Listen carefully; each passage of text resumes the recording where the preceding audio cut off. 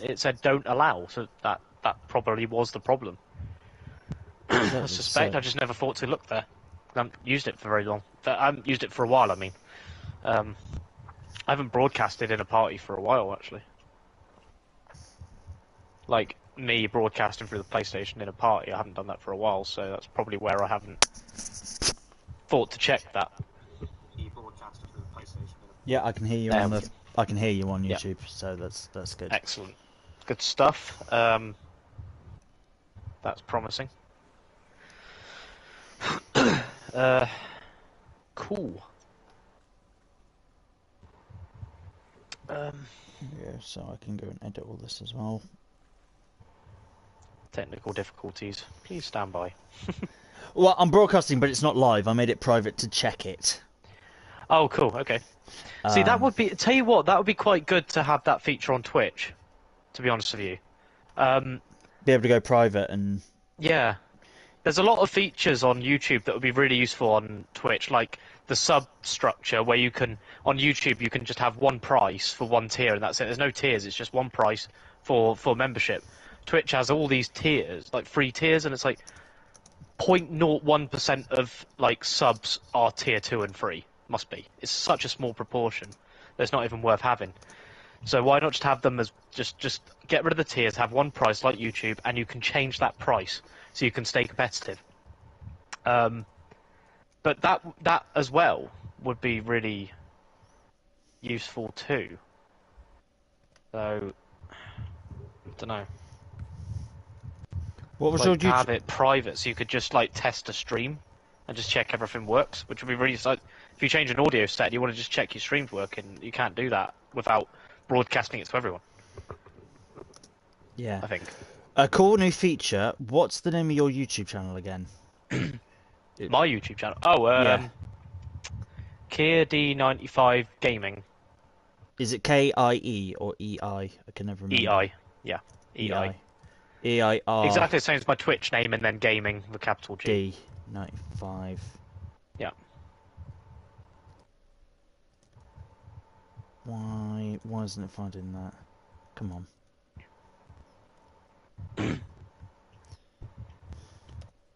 Oh, what's the point of that feature if you then don't use numbers?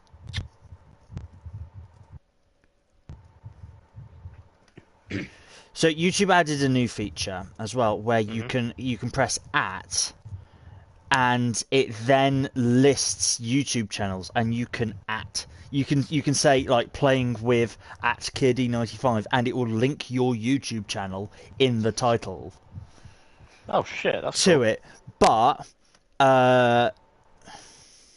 the dumb thing is, the moment I go and type in a number, it gets rid of the. The moment I get rid of the moment I add a number, it gets rid of the list. So maybe you need to be verified. Maybe it's a verified only. Possibly. Otherwise, I don't know. Yeah, I don't know. I haven't heard about it. It's obviously brand new, but possibly just for those with a tick. Yeah. Yeah, I saw it was new recently because someone, I can't remember, someone did a video with it. It was Jimmy, and he had in his title with someone. I can't remember what. I can't remember who. Like Gordy Much or something, or yeah, it might have been Gordy or GT. Super GT or Tom Brooks or something, and he said at this. I think it was Super GT. He said at Super GT in the title. No, I think I know what you mean. This is the one where they did that race, right? I think so. Most intense 4 hours. Yeah, featuring at Super GT, the intense 4 hours of my life battle thing with the Fun Cup, and he added.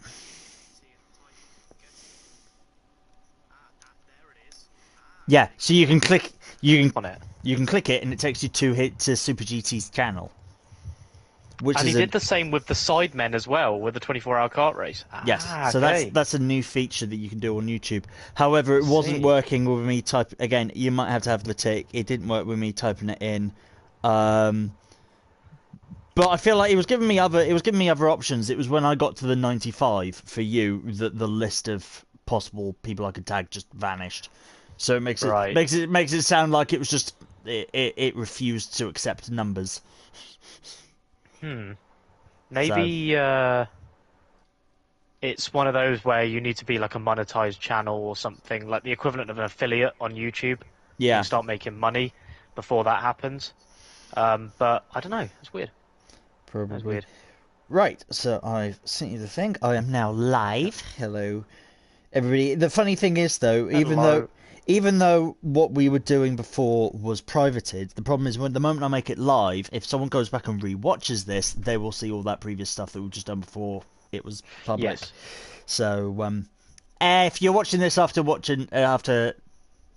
re-watching it not live, yeah, Keir couldn't be heard in the previous one. There was an update to his PS5 and it turned off the share audio thingy, and we were unaware of that, and no one told me last week that I was just talking to myself for like 2.5 hours. So Lol. that's funny. I guess that's a security thing, really, because like a privacy thing. So I reckon they used to have it as just allow before, and then maybe people were going, I don't want my voice to be shared. Can you change it so that it's automatically It like that, defaults to so I don't that, have yeah. to worry about it?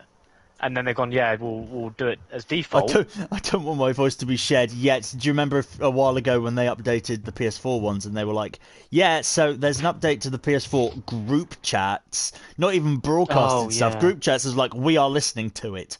And everyone just went, Yeah, that was really well, fucking everyone weird. went, what? Why are you listening? And we were just like, well, it's like Facebook technically read every private message you read. Like, Yeah, it's that for is security, so just- you can't be plotting terrorist attacks. It's so wrong. It's so wrong what that, like, Yeah, the it's whole a big premise invasion of of that. yeah, it's a big invasion of privacy, but it's to stop people using the medium to plan bad things. Yeah. Oh god. So just listen to that. So what? I guess then it was listening for like trigger words, effectively. But Call of Duty must have flagged shit up all the time. You know what I mean? Oh yeah, Do you know absolutely. what I mean? Like bomb is planted. Like really? What did they think was going to happen? I'm gonna go here and blow up the bridge, and I'm gonna Yeah. activate it at this time, and I'm going to kill this motherfucker. It's like, oh, come yeah, on. Call of Duty and Payday, and Yeah. all the. Anything, any first-person shooter is fucked. Really. I have no idea how it. Flippin' hell, man. I have no idea how it I tracks. dunno. Don't make you a fucking murderer, does it? Jesus Christ. It's a big difference. I get... Theoretically, it makes sense. But in practice, In a realistic it's stupid. way, no. In Yeah. the real world, it makes no sense. Absolutely no sense. Oh, I remember what we were doing last time. Yes, so we we've were lived working out whether we get wooden planks, weren't we? Yes, and we discovered that you can go past the concrete plants just to the west of the garage, and you can go along that ridge. And what we were going to do is potentially get like a smaller truck and shuttle a few things down. So, yeah, one that we can sort of attach a trailer to and at least get two down at a time. Yeah, or ideally. even if we just took like a Fleet Star up there or something equivalent with a crane, took it up, and we had a big trailer waiting at the bottom. Yes.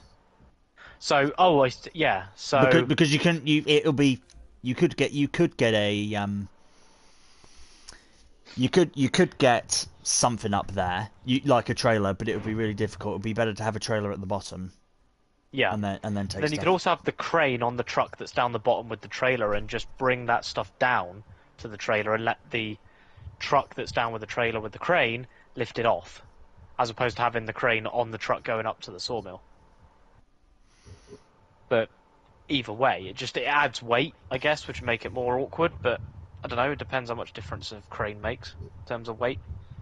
I mean, don't know. something like my Bandit has a crane attached, so does like most of the Yeah. Fleet Stars. It's like if it's just on them, then it's not that big a deal.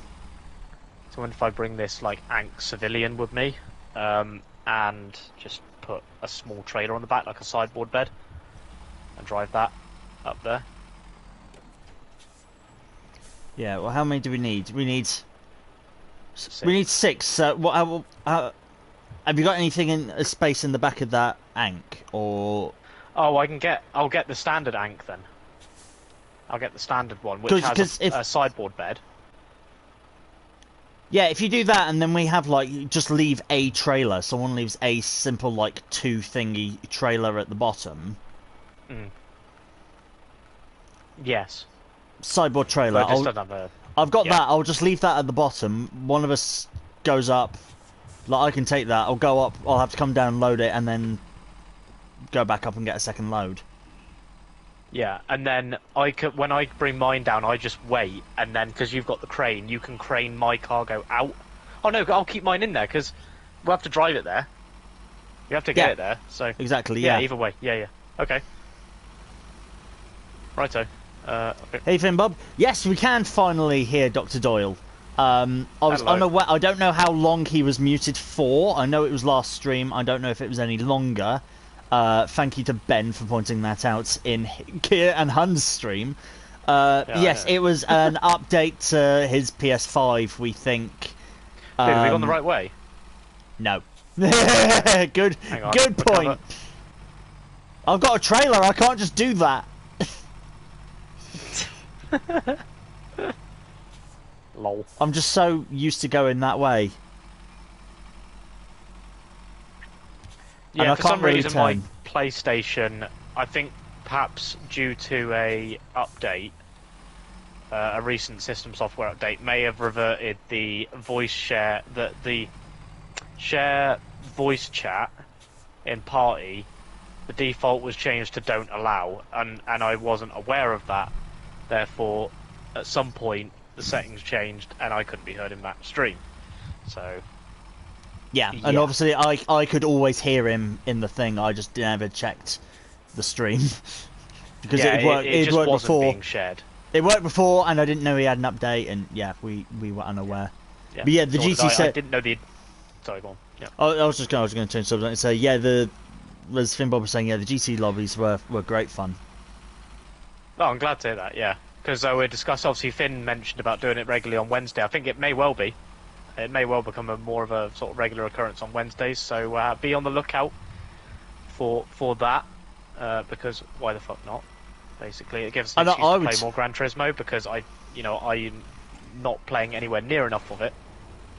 I know. Well, it showed in the GT4 race. I blitzed everybody, and the alpha might be a bit OP, but someone else was in the alpha, and was mid pack, and I was just like, and again the daily race.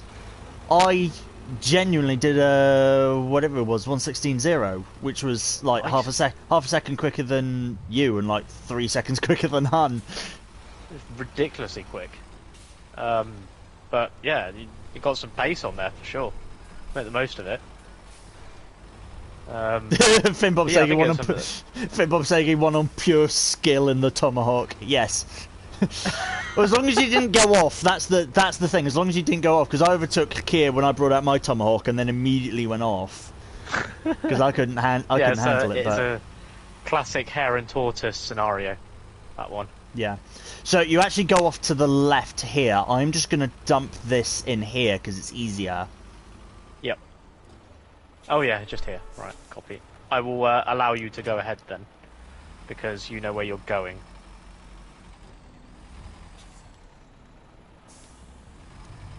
You got to show. Oh, football's more important than me, is it? No, fair enough. Fair enough. All right, see you, mate. That's shocking. That's a shocking excuse. Yeah. Absolutely awful. That's all right though, mate. Yeah, see you around. Don't know when. I still need to tell Ben in the CSGB chat I'm not available next week because my dad is coming down to see. My dad is coming down to see me, so. Well, it's because I was ready to warn him. I was like, I'll tell him after the race, because then if I'm like, I'm not available for next week, he's like, yeah, I don't care about that one. I care about Algarve currently, not... Yeah, and if he ends up getting confused about which one you mean... Yeah, so yeah, now I can just go in and go, right, by the way, I'm not available next week for Netherlands. I was thinking the same thing about PSGL because I'm obviously not racing tomorrow. Like, yeah, I better wait as well. In case they think I mean Imola. Then again, I may as well have not bothered racing there with how it went. So, never mind. Yeah, oh my god, the F1 race on Monday, that was amazing fun to commentate on. I mean, it must have been. It was insane at the end. I mean, yeah, the last 5 laps, because obviously it was getting exciting anyway, and then it started raining, and so B-Boy and I were getting really, really excited about that. And then someone spun like midfield, and there was a huge pile up. So that brought out the safety car, and then I think you saw as well, strategy went all over the place because you, Brandon, and someone else stayed out. Brandon was on softs, you were on hards, and whoever was in between you stayed on mediums. Is it Penk, I think? I think Penk. And then some people went inters, like Liam, I think, went on inters, and then some people went on softs, like pitted, and we were just like, what's going on? What surprised me actually about that was I thought everyone that was pitting was going for inters because it was raining, but then what surprised me on the restart is how many came through past me on softs. I was like, bloody hell, these guys are quick at the moment because they obviously put their soft tyres on. And I was just like, bloody hell, I'm not going to be able to live with this on the hards. Yeah. Oh my God. Yeah, bye-bye! Bye. That's a big drop. I somehow survived and landed on the wheels, but that's a big drop. I got chunky wheels, that's why I couldn't do it. I got to go all the way around and... Oh my god, he landed upright. Yeah, I landed upright. I can keep going. That's amazing, but yeah, I landed... Fucking hell. Unbelievable. This is not made by Cat, but totally should be, as it landed on its feet. How are we going to get back round here? Like, that is ridiculous. This is why I said don't bring a trailer. You can get round... Well, I mean, alright, last time I went round I was in a freaking Scout, but you can get around there. You're going to have to be careful God, getting around this place is more difficult. Yeah, I did say in the commentary for F1 that I thought you were probably in the biggest disadvantage, because if it's wet enough for inters, then he's on a dry tyre and he's going to suffer. If it's not wet enough for inters, he's on the hards and everyone's going to be on the soft. Yeah. It was like whereas Brandon is still on the soft, but Brandon, bloody hell, he pulled that out of the bag because he pitted lap 15 at the first safety car onto the soft tyres. And B-Boy and I were like, okay, he can't go to the end on those tyres, because it's lap 15 out of 33. He's got to do like 18 laps, and those soft tyres go 13. And he didn't pit again and got them to the end, and we were just like, bloody hell, those tyres were on fire at the end. Oh, I'm not surprised. More so probably that, well, I say more so, not nearly as much as the people on inters, really, because Liam speared off behind me after I went past him at the very end. So it's really fortunate to stay dry. But yeah, I had no answer for the soft tyre runners. Yeah, no, Brandon obviously had it a lot in reserve because he just, by like sector 3, he was on the first restart, he was about 2.5 seconds ahead of Penk. Fucking hell. He just rocketed away, and we were just like, what? How? It's an absolute machine. Yeah. Yeah, both the AlphaTauris are, which is sort of great seeing Liam getting stuck in between the two of them, but...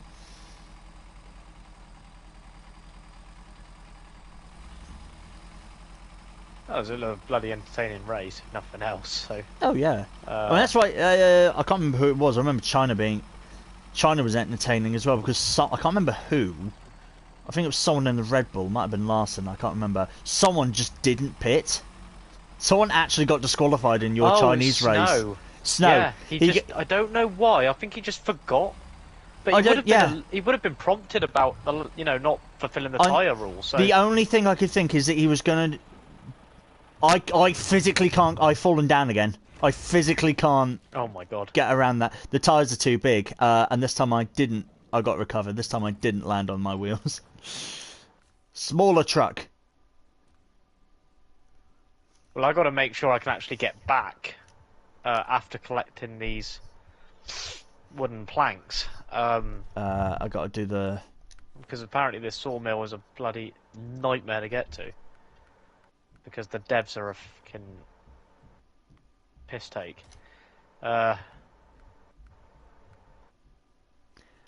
This is unnecessarily painful, frankly. Do you have a believe crane on? Do you have a crane on that thing?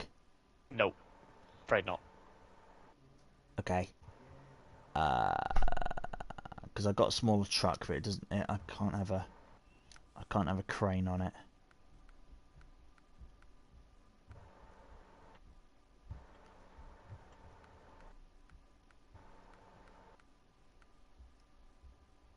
Hooray! I am at the sawmill. Okay. I'm also going. So I'm going to get my normal crane out and leave that at the bottom, so we can just use it to. Whoever gets down first can unload onto that trailer. And then head back up. Sorry, wait. You're leaving a truck with a crane. With a crane at the bottom. Whoever gets down first, which will probably be you can use the crane to unlift it onto the trailer, and then you go back up and get a second load. I will also attempt to try and get back up there and get a load as well. Understood.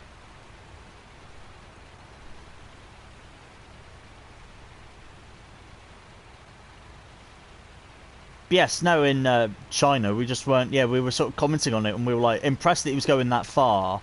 And then we were like, why hasn't he pitted? Why hasn't he pitted? It's like he has to pit. Yeah, and he crossed the line onto the last lap and then got disqualified. And like the only thing we could think is that he was planning on doing a Schumacher and like coming round the final corner, then going into the pits and seeing if that would count. And seeing if that would count, but clearly it didn't, because it the moment he started the final lap, the game went, you have no chance to complete this.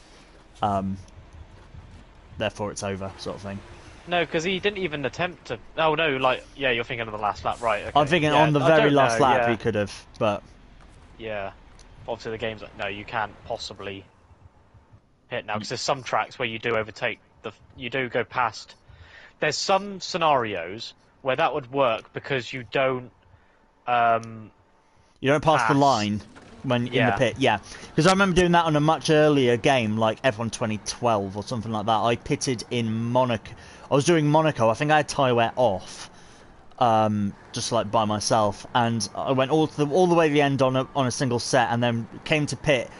I entered the pit lane on the penultimate lap, so say lap 13 or 14, I pitted, but crossed the line in the pit lane onto lap 14, and the game went, you are on the last lap, you have not pitted, you have been disqualified. Even though I would have come out the pits and done one more lap.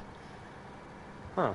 But the game still said, you're now on the last lap and you haven't stopped for tyres, even though I was in the pit lane.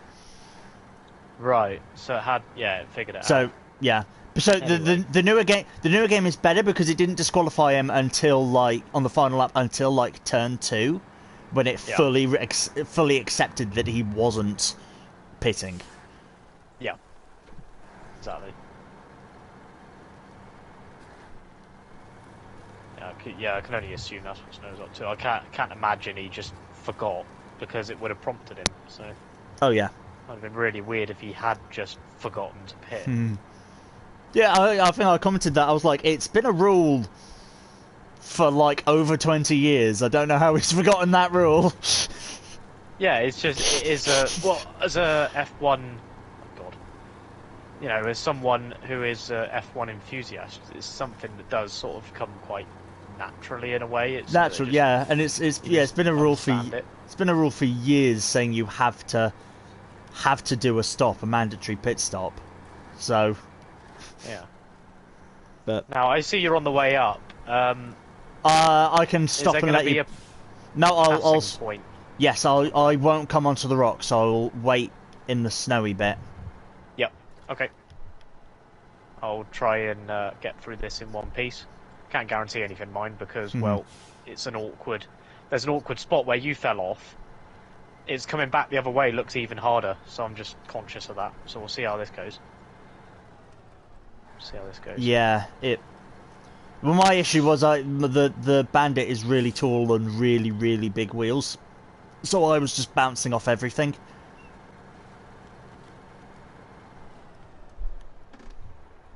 Here I've stopped.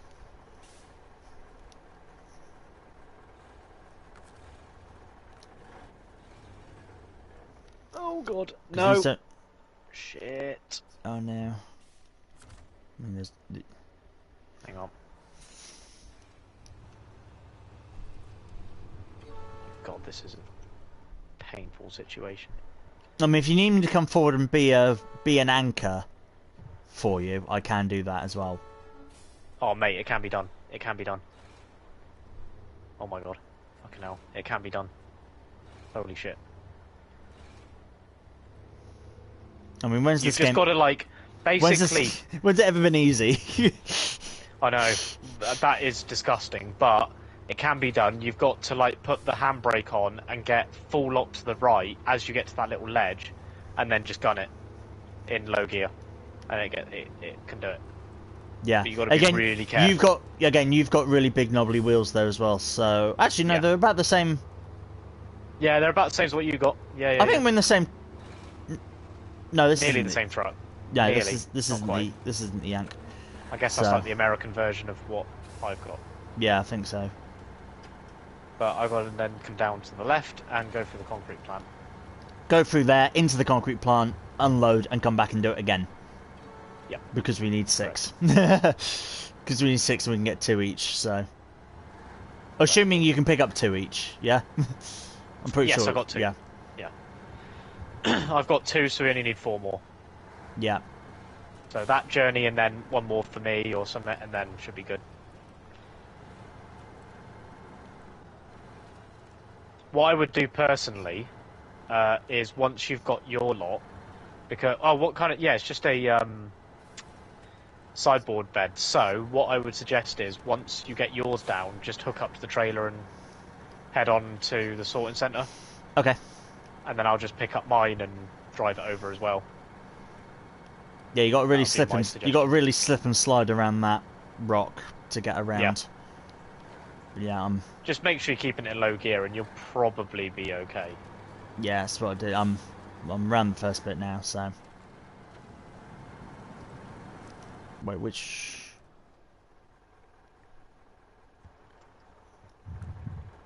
Oh, both ways go the same direction. Okay. Unpack cargo.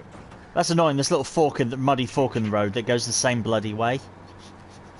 So it makes you think. It makes you think. Stop and think about it, and then it's just like, oh wait, it doesn't actually matter.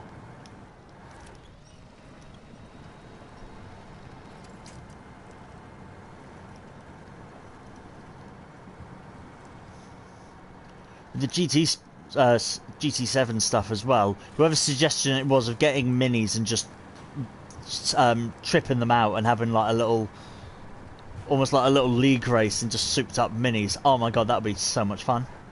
I agree. Because you see that at, not even like well yeah, sometimes at like touring car things, but more at like local like tracks, don't you? That's sort of like the grassroots stuff of people who've just souped up minis. Yeah, like Brick Car or something. Yeah, but not even like that. Support It's series. Yeah, it's just like even lower than that. Even lower than that, like real grassroots stuff. That's sort of what they, it's the sort of thing that they let like 14-year-olds drive. Yeah. Right. Yeah, that would be really cool. I do agree. That would be very, very cool. Right, stop engine. Change truck. And then I'm going to hitch up to this trailer very briefly and just make sure the cargo's packed down before you go. Okay, cool. Before you grab it. So obviously you'll need to like turn around with this sideboard bed trailer, but that shouldn't be too tricky. I wouldn't have thought in here. But yeah. Or as well, my loading time on GT7 was a lot slower than yours because you were on PS5. And I was on PS4, yes. And I was like, that's why it's a lot slower. Because yeah, you'd be round like turn 2, turn 3, and I would have just loaded into the race. advantageous. But it's impressive, but it's still like marginal considering, like in grand scheme of things. Yeah, in grand scheme of things, it's only like 15 seconds I have to wait. Yeah. I'm tempted because I don't think there's anywhere I can pick up a trailer to like refuel, so I'm just gonna like recover and just refuel that way. Okay. That way, yeah, that's better. There's a quick way of just, getting some fuel in the truck and Yeah. repairing any minor damage I may or may not have picked up. And then I'll head back up. How are you progressing? I'm just outside the log station in the really big puddle. Okay. Moving very slowly through that. Okie dokie. No worries. I should have time to be able to get past that rocky bit before you come back past it, so I will attempt that.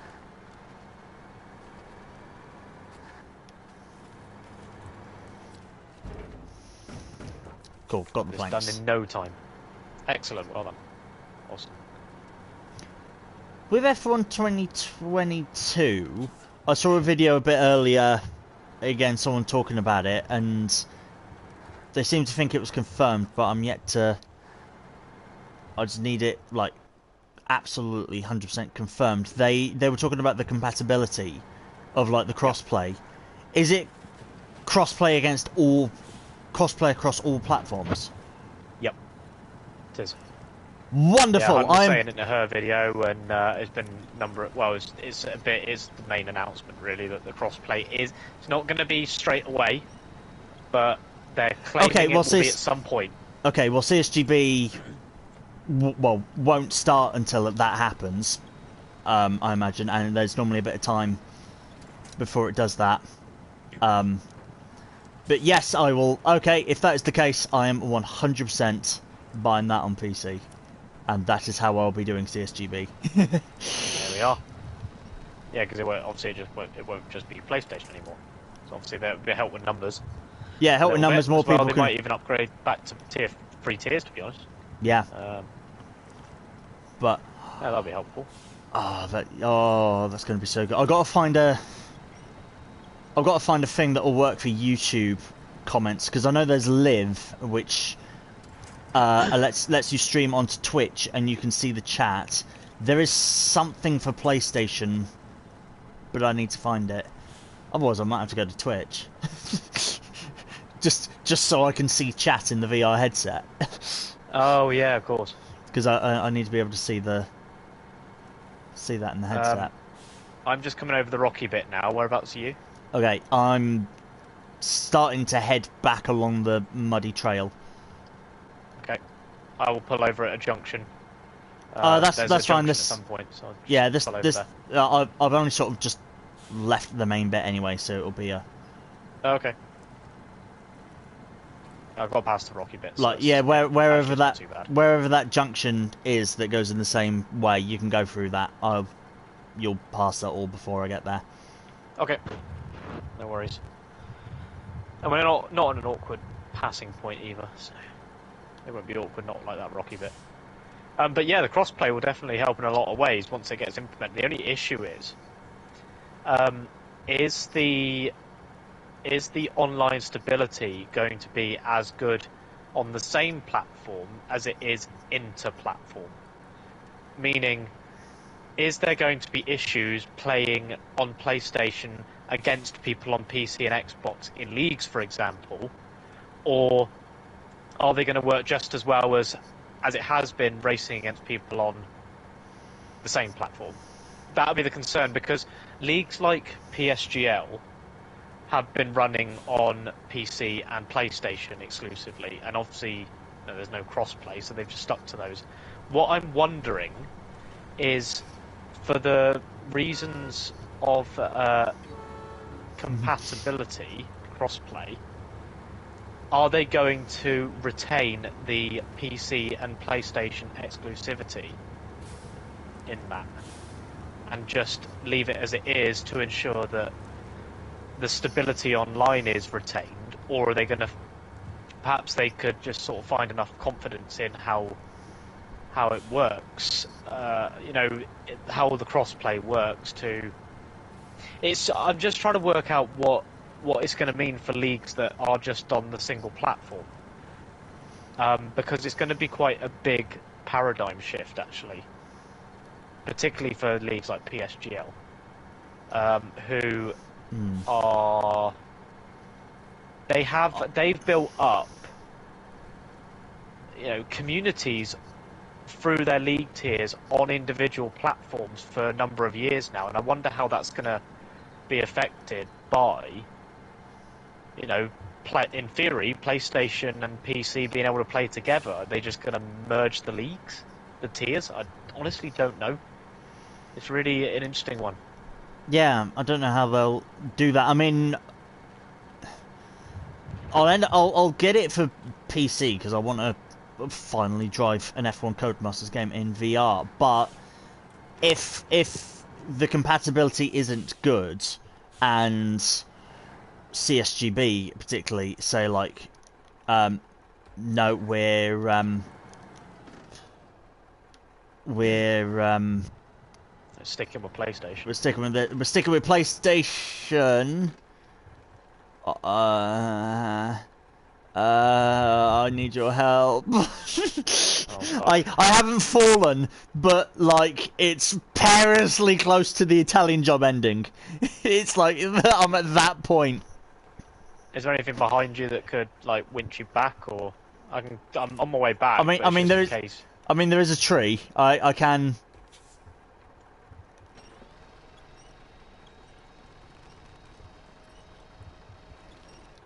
But it's pulling me sort of in the wrong direction as well, so I'm sort of still not really on the cliff. If anything, I'm in a worse. I need to drive back. Hang on a minute. Yeah. Well, get the stuff. Get the stuff. I can. No, because if you fall off in that tile, I may as well come back and got you. So, yeah, bear with. Because it's icy, so I imagine it'll probably end up just finding its way down the cliff anyway if I leave it long enough. So, better off just coming back.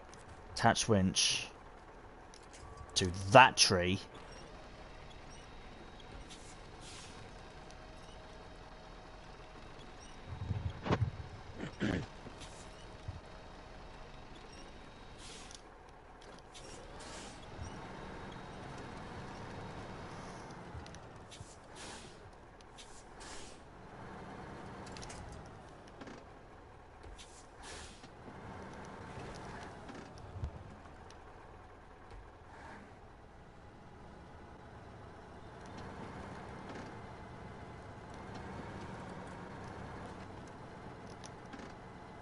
Ah! No, I've gone.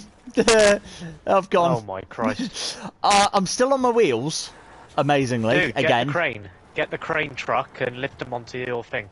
Yeah, if I can get the crane back here, I will. Or even get like a smaller one, like a smaller truck, like the Bandit.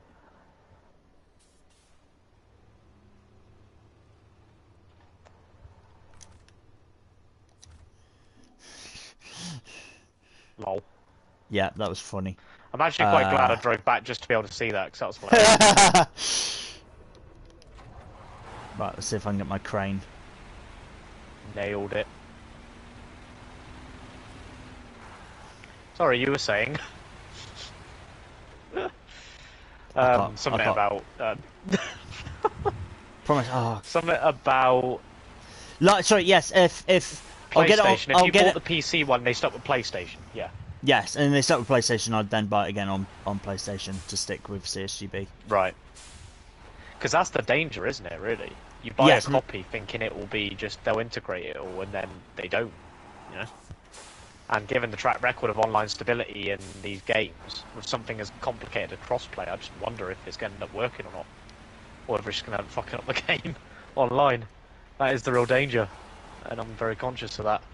So I think what I'm going to what I have to do, I will be getting the PlayStation version, obviously. But, yeah, I mean, how stable the crossplay is going to be. Find out. And obviously, if they say it's going, they haven't been specific about when in the game cycle it'll be released. So again, like that could be a while yet. So don't know.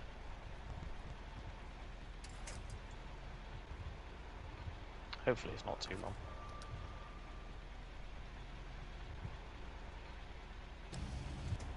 But I mean, in the case of leagues, I just think there's going to be a lot of testing to make sure that it works. And if crossplay, the actual date for when crossplay is being released is not out yet, those leagues like PSGL and CSGB will probably stick with their platforms anyway. Yeah. Because it's what they will have started the game with. And it will definitely overcomplicate things to change that mid-cycle. It will be fine on like open lobbies, so there's less riding on it, but it's changing that system mid-cycle in a league format is more dangerous, really. So, like for instance, right, CSGB Season 8 will just be PlayStation because crossplay isn't out straight away. But Season 9 CSGB comes along and crossplay is available. Do they test crossplay's compatibility and online stability and then implement that? Or do they just stick to what they know and go with just PlayStation even though crossplay is available? That's going to be the question. Yeah, I think that will then be up to individuals, obviously. That will be up to people like Ben and things like that, specifically for CSGB, or yeah, or if there's higher end ones like, or if there's ones that go across multiple platforms anyway, like PSGL, then it probably makes sense for them just to stick to using both anyway. Yeah. Like yeah, have a PC league and have a PlayStation league. It makes sense for them to do that anyway. Yeah. Whereas something like CSGB that is only on PlayStation, it's worth looking at that if you can do the crossplay. This is it. It's going to come down to the reputation of the league. Like, by that I mean, you know, within our community, we all know how good CSGB is, but I mean like the reach of the league, maybe not reputation, the reach of the league. PSGL is much bigger than CSGB, that's obvious, but yeah, that doesn't make it any, you know, it's not an indication of how good or bad it is, it's just popularity. So it's the reach of the league that's going to matter in terms of making that decision. Due to the reach of PSGL, there is much more risk in merging those platforms. Yes. Into a single tiered ladder structure. They will most likely stick to what they have. CSGB, on the other hand, has a much smaller reach and will most likely be able to integrate other platforms into it, provided the game is playable and stable in crossplay. If it isn't, it's sticking to the same platform. Assuming, of course, that the online stability is good enough to hold a league.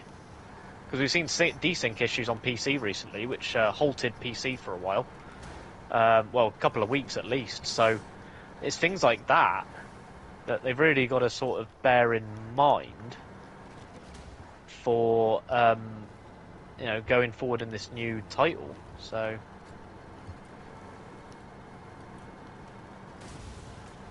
a lot to consider, with it being so fundamentally different in terms of the, you know, the online gameplay at least. It's something I hope that they have acknowledged and understood how important this is, this crossplay feature, for how leagues are going to work. I hope they've really sort of appreciated that, because it's it's a big, it is a niche. I guess it is a niche of the F1 gaming community. There's not many people that race in leagues compared to those that just race casually. but it is still a significant proportion, and it's really important for at the grassroots level for things like esports. So I think it is really important that they get that right. Yeah. Otherwise, it just creates problems. If there's problems with esports, the problems at the grassroots levels in terms of like online stability permeate up the ladder to esports, and people start questioning it and going, "Well, how are you allowing this to happen?" And it just gets out of control. So they do need to bear that in mind very carefully, in my honest opinion. Right, I'm back at the bottom now. With, Okay, these planks. I'm still trying to, because getting around the concrete plant is still a feckin' nightmare. So I rolled my truck again with the stuff. So I'm just hoping that there's this bloody. There's this big bloody like shelter thingy which is in the way. Otherwise, I could get into that corner and I could get the crates, but I can't get the crates now.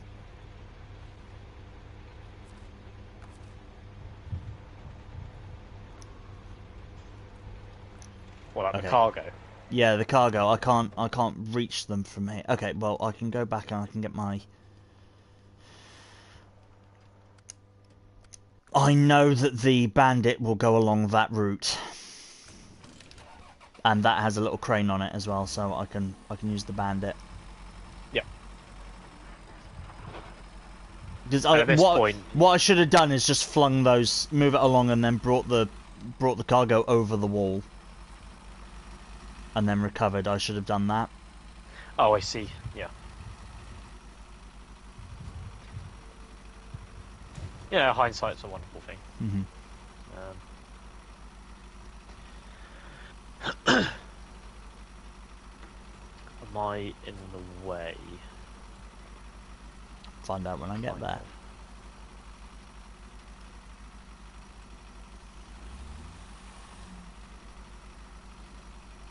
Not really.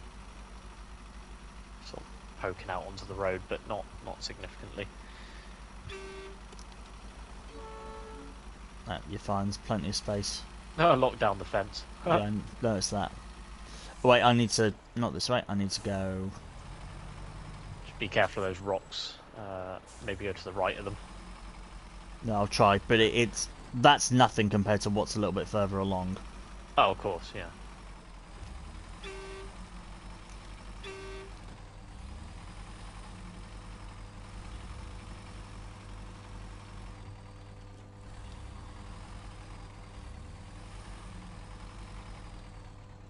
Oh, shit.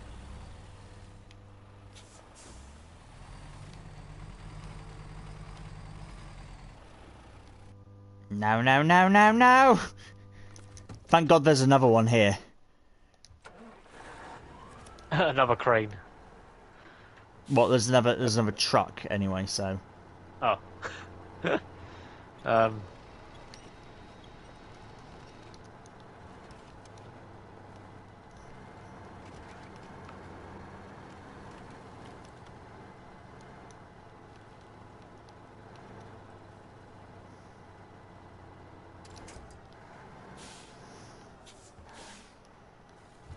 Oh great, now I'm stuck between like a rock, two rocks and a tree, and I can't actually go anywhere now.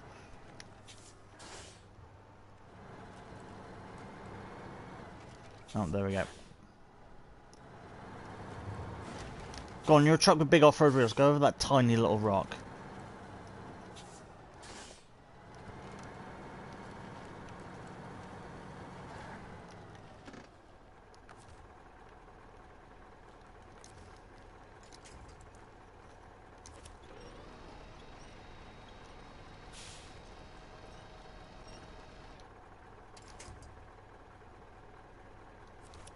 No, don't.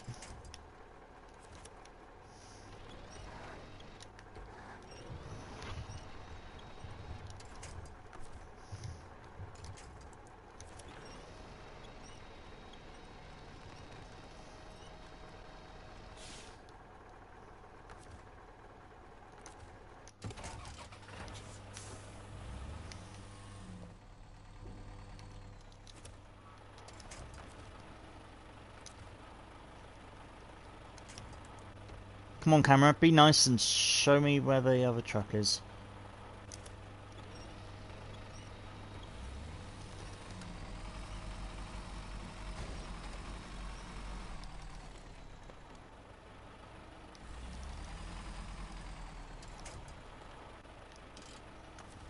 Right.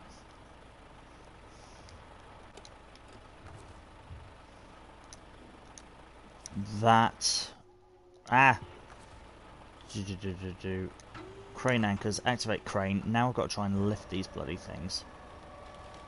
Could always use the other crane to lift them in case the anchor points are quite difficult for the truck. No, so the reason I'm doing this in the first place is because the other crane can't reach them because of that big shed. Right. Mm-hmm. That's why I've had to come all the way out here. But I thought if I can, they're annoyingly in the way, but if I can get past them and go round, and drive back round the other way. Yeah. Yeah. Oh, they threw me a fucking. Oh, come on! And I hate the camera. Come on. Get out of the fucking way. It's literally the cargo is where I want to go, and it's just there in the way now. And if you're on flat enough ground, you can always try lifting them in. But I have no maneuverability or. No, I don't want to tow that truck to me.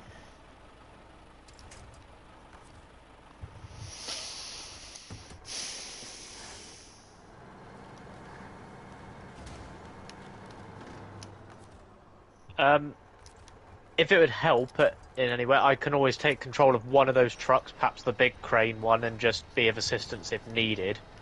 Because I've just got my one parked up at the moment. Let me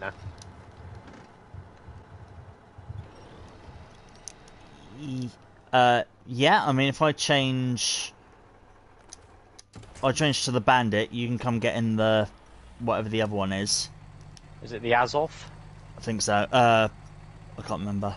No, it's not. It's the Tiger. Tiger. Right. Okay.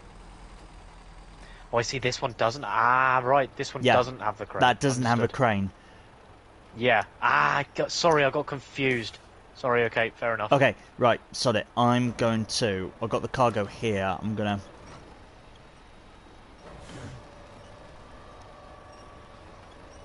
If you're able to lift them in, at least it'll give you a bit more room to move once the car goes out of the way. Oh, good catch. Oh, now I'm in the awkward angle where, like, just twisting just goes in any direction it wants now. Oh, it is awkward, yeah. It's not as intuitive as I'd like it to be.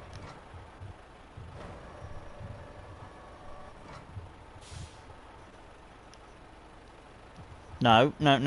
Stop focusing on that one.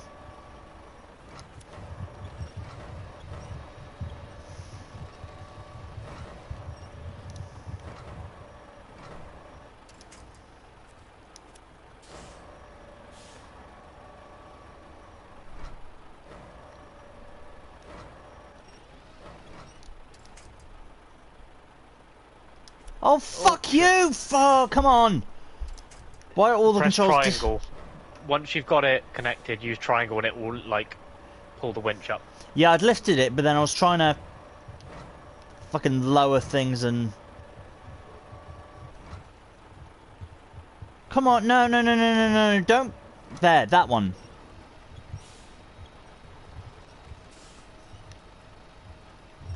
Because again, I've got, like, no movement with the camera either.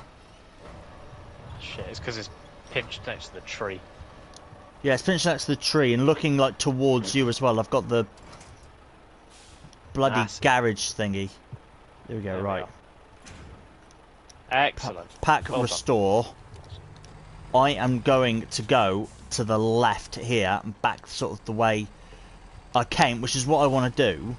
And then I can just undo. I can undo them. The truck you're in can be recovered. Yeah. Can you pull my ass round? That's what she said. Yeah.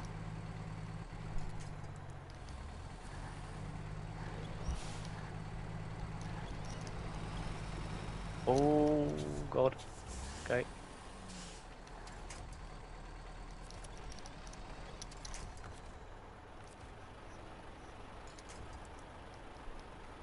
if I attach my side to there.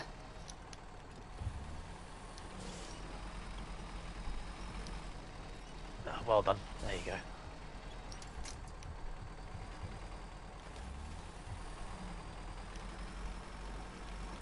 Right, get Good over. work. Right. I'm back where I was 20 change minutes back ago. To, Yes, so. go back to my car, my one. Stop engine. Unpack. Hang on. And then I'm going to go to the... I've got to stop the engine on this. Yeah, I'm going to go to the as of. Pull it all round, then recover those two, because those two are pretty much stuck. What I suggested on the way back, so we're going to go through the garage, is what I'm going to do is get a fuel carrier out, because I'm just going to be carrying these two wooden planks. I'll get a fuel carrier out, refuel, and then you can refuel with that as well, then I'll just get rid of it. Okay. And then we should be good to the sorting centre. Assuming you're taking that trailer. Yes, I can, yeah. Okay. So I don't mind either way, really. Quite happy to take. Well, actually, it makes sense actually to just hitch up to this trailer now while you're coming round and get this turned around, so I can take the trailer and then you just get the fuel carrier when we get to the garage. So we'll just swap roles. Yeah. Oh shit! Oh, which one did you move? The Tiger. No, I just got rid of the Bandit, and I'm now going to recover the Tiger. I've still got the thingy out there. Oh, you've moved the I've sorry, I've recovered them because there's there was. Yeah. I've just thrown the wooden planks God, over. I was like, whoa, hang on a minute. No, I've Okay, unloaded cool. the wooden planks. But actually, Okay. while I'm thinking of it,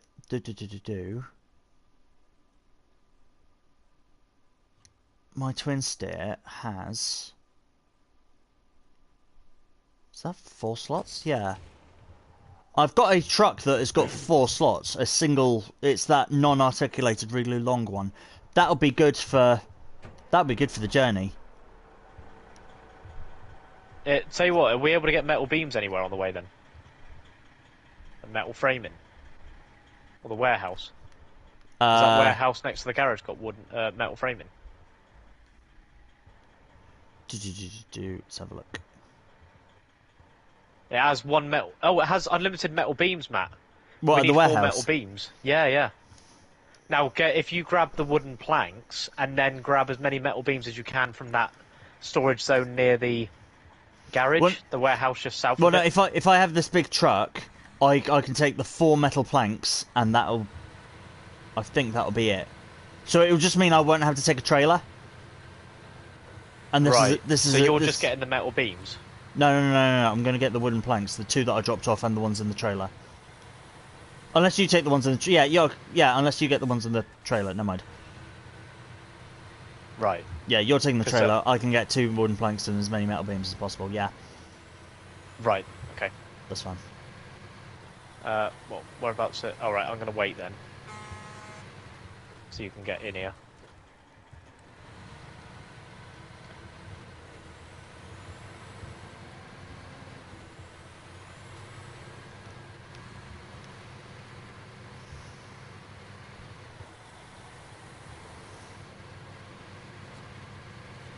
So obviously I need to get to the garage and then like unhitch from this and get myself a fuel carrier so I can refuel.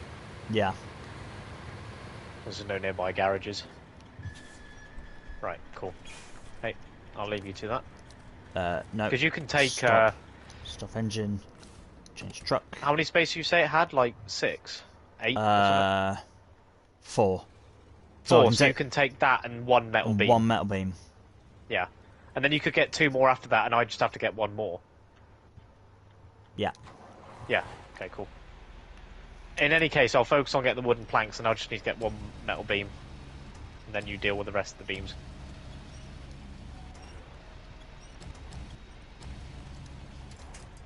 So obviously that's taking quite a lot of cargo.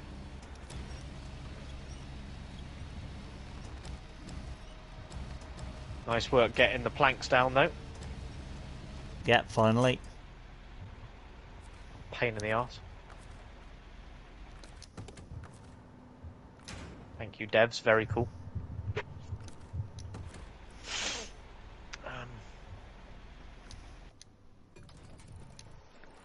Don't worry, that was the crane. That was the crane.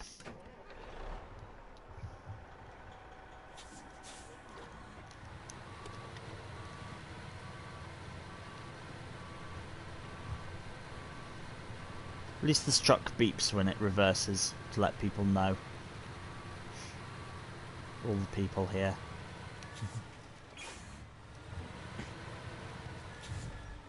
I'm guessing this is literally just down the main road and then I'll stumble across it. Yeah, basically. Oh yeah, we're not even going that far. Yeah, no. I forgot. In my head, I was like, "Oh, we still." Easy. Yeah, in my head, I was still like, "Oh, we got to go all the way down past the railway, up the mountain." No, luckily not. Just the old sorting centre. Yeah, I can do that in this truck. It's a bit waterlogged down at the end there, but you know, it's just that kind of turning circle. Then you're there, really.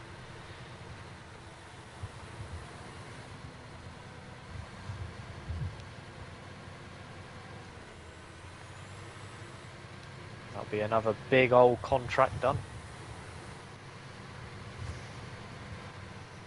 Cool. Yeah, I was having a look. I think there's this, and then it starts opening up the new area. Yeah, I think so. It's just awkward to get to that new bit, isn't it? It's up on the mountain. It's up on the mountain, and there's a lot of like broken ice on the way to it. Yeah, that's the other danger. And I hate that it's dark. Almost went down a fucking ditch. Oh. Easy.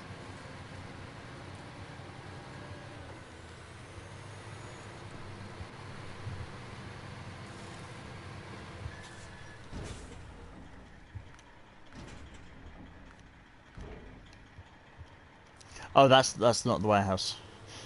I was just like, why can I only select bricks?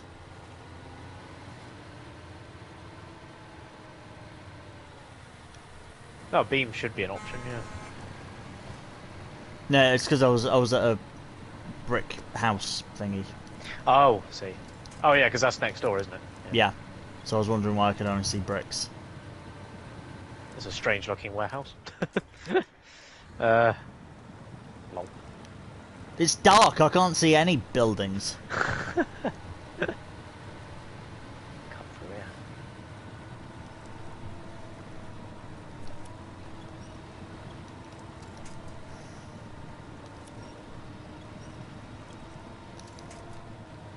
My very big disadvantage is this truck is not all-wheel drive.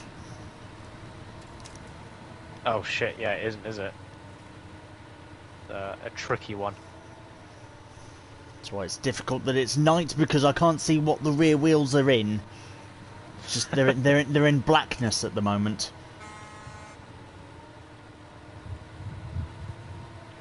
It's like the larger and longer version of the Hummer, in a way. It's deceptive how useless it is. You think, No, it's it's a good truck and it will go through things. It's just just lacking in. Can be difficult. Like I'm through it already, but and I'm sure I can unlock all-wheel drive for it at some point. But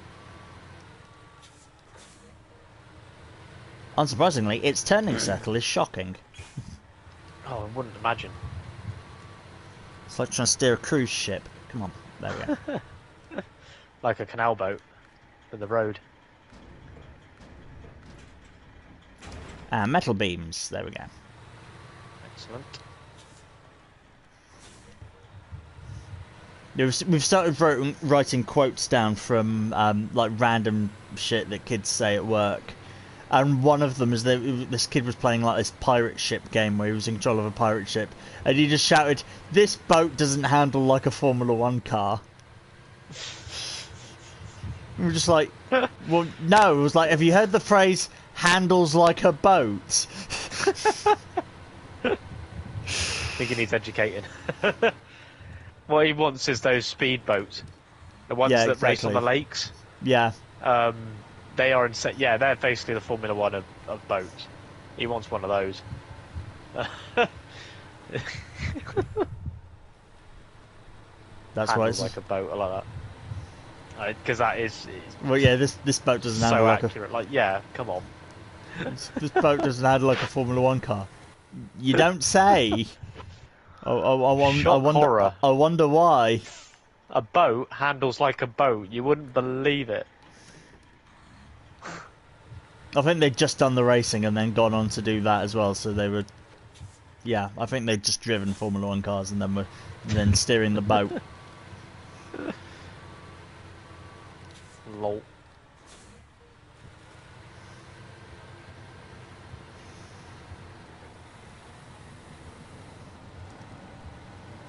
Yeah, some great stuff. We're having a good laugh in our group chat for work about parents going up against their kids in games and just demolishing them and showing them absolutely no mercy. Because they've got a free roam laser tag thing in Taunton, so you actually physically walk around and shoot each other and it looks like you're in laser tag. Oh, man. And they were just like, it's 55-8 and the parents are just not letting up. Good on them.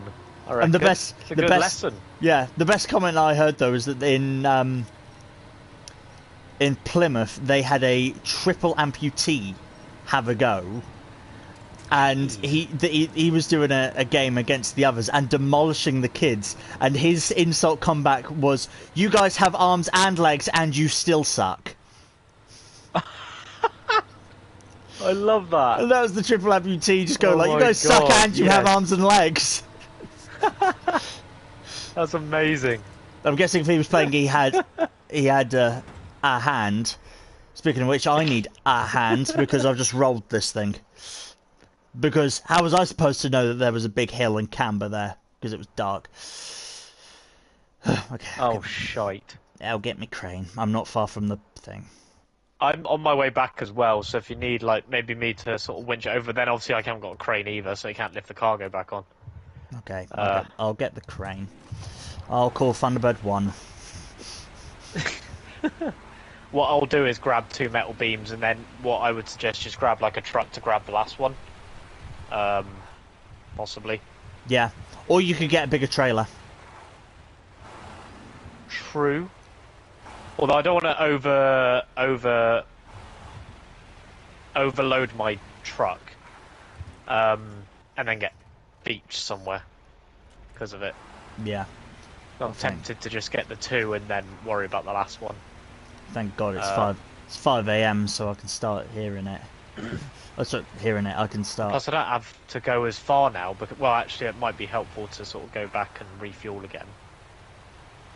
Actually, saying that, Ben, I'm gonna actually, yeah, I'm gonna risk it with the trailer and get all 3. Yeah. But then obviously, yeah, you'll need to finish off your delivery. But I'm just gonna move this trailer out of the way because it will respawn, despawn after the session. No, it won't because I bought it. Oh yeah, I bought that one. Well, it's sort of out of the way. So yeah, it is out of the way. Either way, it's all right. It's all right. Never mind. Yeah, I'll use this.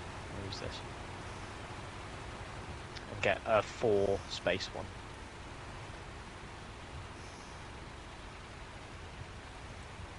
Ramped flatbed will do nicely, I think. Yeah. Excellent. And I need to go out to the right. Go down to the warehouse. Yeah, okay. Cool. Thank God it's getting light as well now.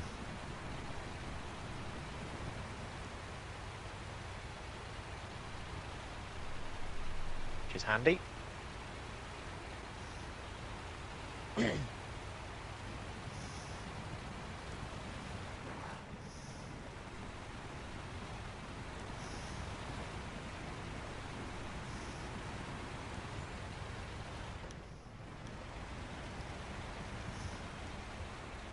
Right, so what's the noise? Yeah, it might not be as bad as I think, so we'll give it a go. And it's not too far to drive.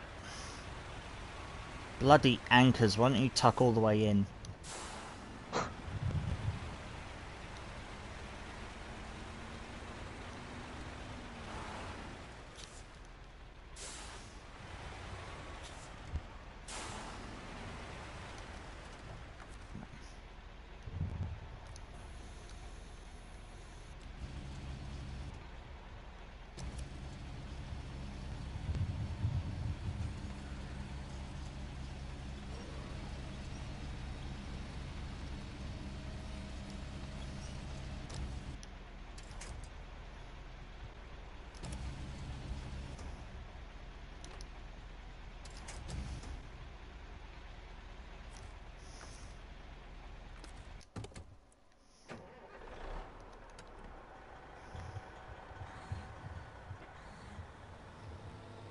Come on, move.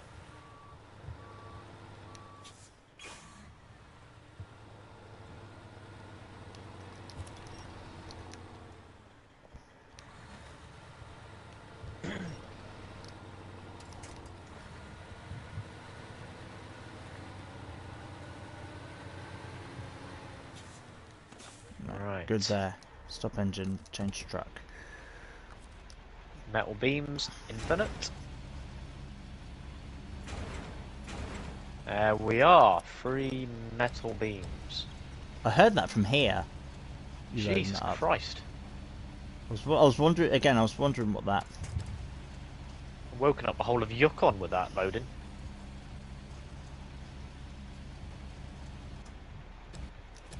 Yeah, we'll see how it copes. Should be fine.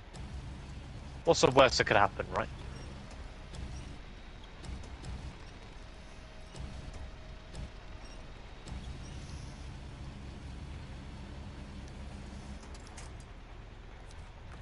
Come on, truck. Let's not get bogged down.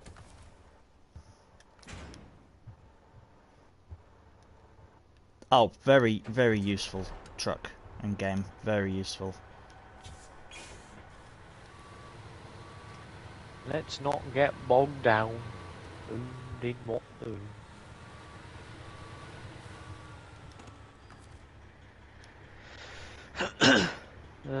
Unpack cargo, stop engine, change truck. Very useful that the all the cargo. Truck, please take it. The cargo decided to go into the 2 middle slots rather than the 2 end ones. Just heading back out onto the main road.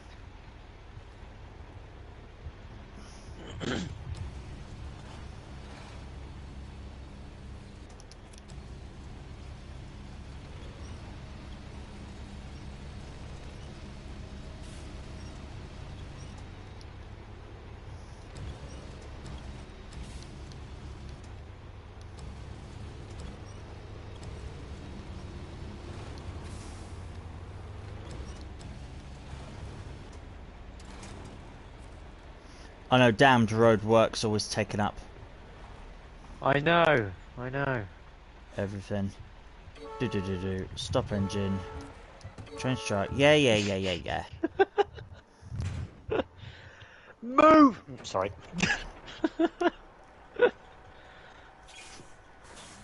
Go on truck. There we go. There we are. Lovely stuff.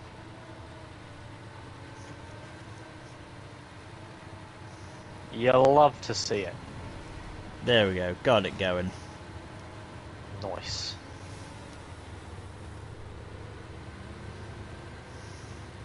But yeah, it was that little curve behind. I couldn't... There was a mound on the inside. I couldn't see that it was raised. So that's why I rolled it. I had no idea.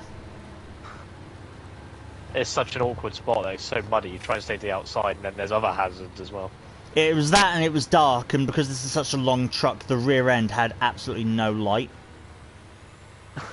So I couldn't see. I hate the night driving in this.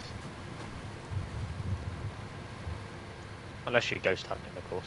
Then it's not so bad.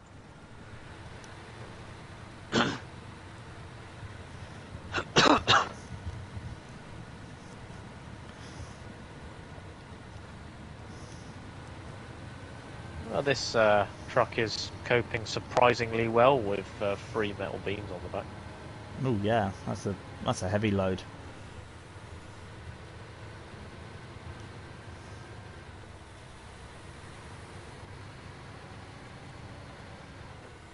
Absolute weapon, the Ang. I just wish it wasn't as thirsty. I mean, that's its downfall, how much fuel it consumes. But other than that, it's an absolute weapon. On short trips that are awkward, it's perfect. Just like getting the wooden planks, actually, to be honest. Perfect for that.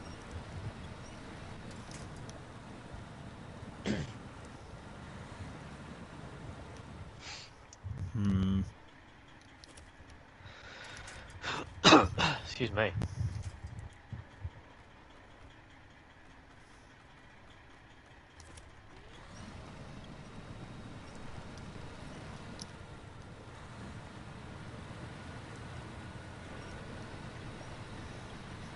Raising the dead.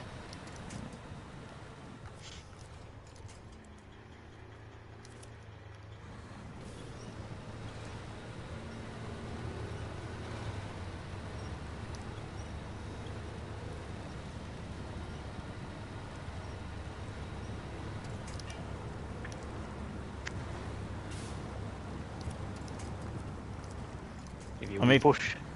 Yeah, can do. Or if you can go ahead, you can. I'll go for it. Keep going. Push.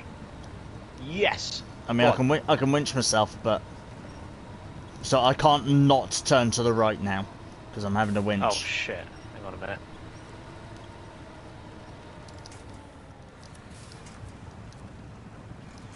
I'm still not close enough to that tree. Damn it! Come on! No! No! No! No! No! Oh fuck! No! No! Go in front of me! Go in front of me!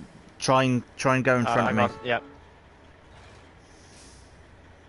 Alright, hang on. I need to reverse slightly because I'm very conscious of like clipping your truck on the way past.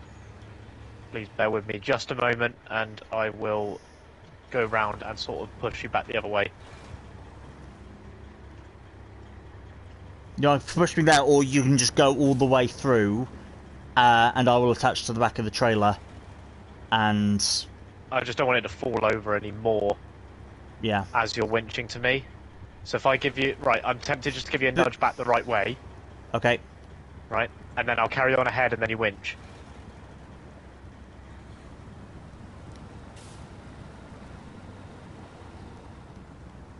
I mean... Right. Stay there. Is it staying? Yeah.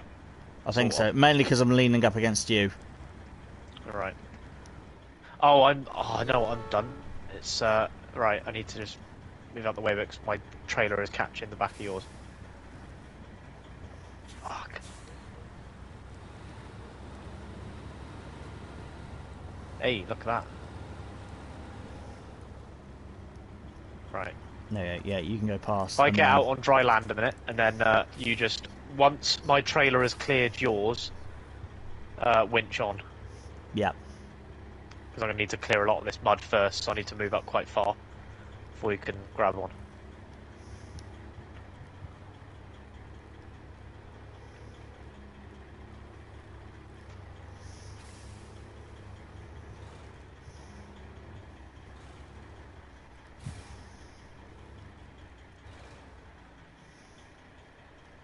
Try grabbing on now.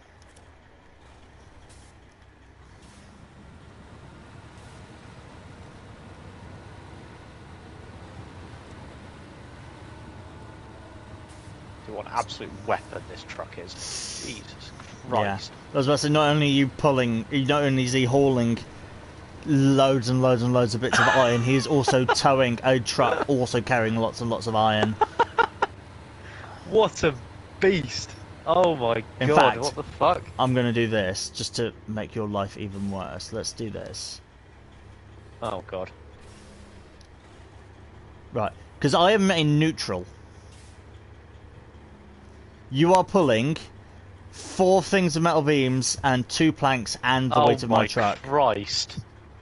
Let's just keep this going a bit, because I'm coming up to the water. Will it keep pulling through the water? Let's see. Oh, you want me to keep it in neutral? Okay, I'll keep it in. Yeah, keep it in neutral. Oh! Oh shit. Can you winch on again? Yep. Let me just pull a Right. little bit. I was just going to pull a bit closer as well, so it's... Okay. Excuse me. Bless you. You in neutral, yeah? Bless you. Yes, I'm in neutral. Right, let's give this a go. I'm very curious about this actually. Will it be able to pull through the mud with all of this? It's in low gear, that's all. It's only in low gear. The all-wheel drive and diff lock is on automatically. Oh my god. Through the water, through the mud and the water. If this is an advert for how good the Ank is, I swear to god. Like, what the fuck? No way. I thought it would get bogged down almost immediately. Hilariously, you're coming out the water and I'm about to go into it. That's how long this is, right? Shit. Oh my fucking god. There's no yeah. way. Oh, it's... Oh, hang on. Struggling a bit now. Oh. No. Oh. Are you still in neutral? Yeah, I'm still in neutral. I've stopped though. Oh. Right, Oh, now, come on. now I'm coming Is again. that it? Yep, alright. It's just... Yeah. It was as I started coming into the thick mud. They didn't Yeah. like it. And then I'm still in the sort of damp mud anyway. Yeah, it's not. No, it's not. It's reached its point at which it won't do no more. So there we are. Yeah. Bloody hell, that's insane. How much it was able to do. I'm still going to stay What attached absolute in case I weapon. get bogged down again. Yeah.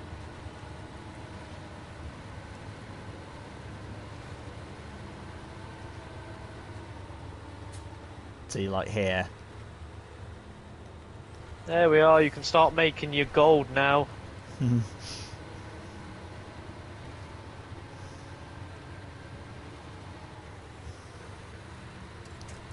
Right. If I unload my cargo first and then you come in, I don't want to do it at the same time.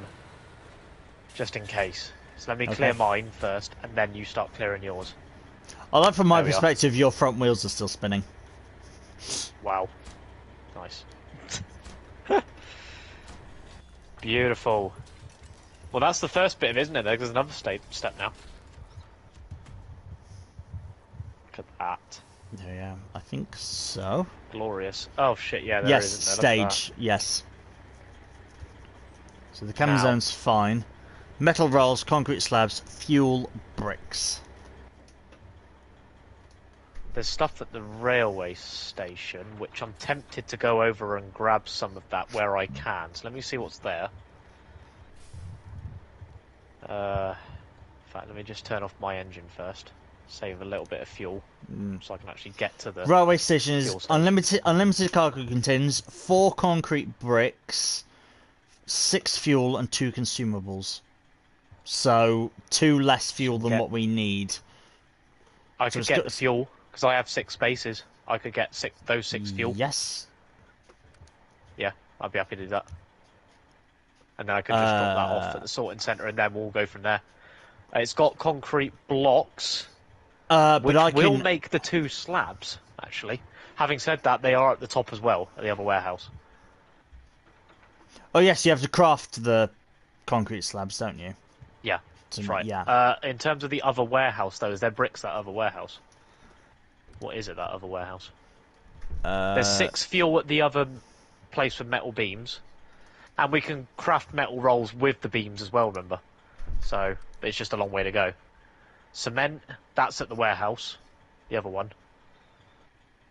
Yeah, so the cement we need, we can get Wait, no, sorry. We can get cement to make the concrete slabs. At the concrete plant. We can get fuel up there as well. We can get. There's unlimited bricks at the warehouse.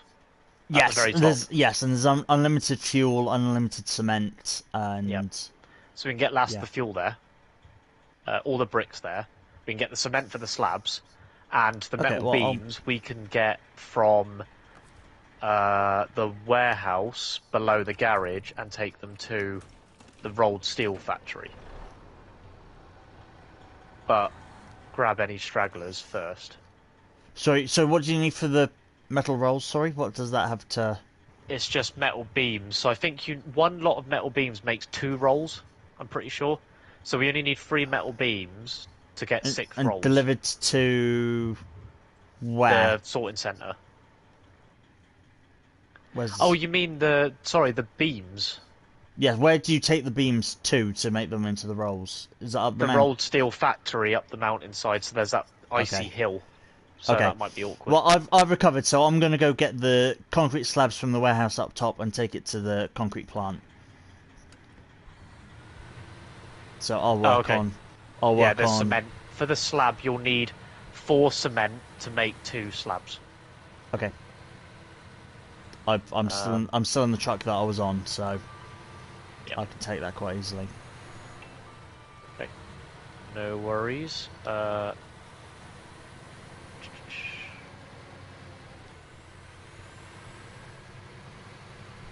see the rules there.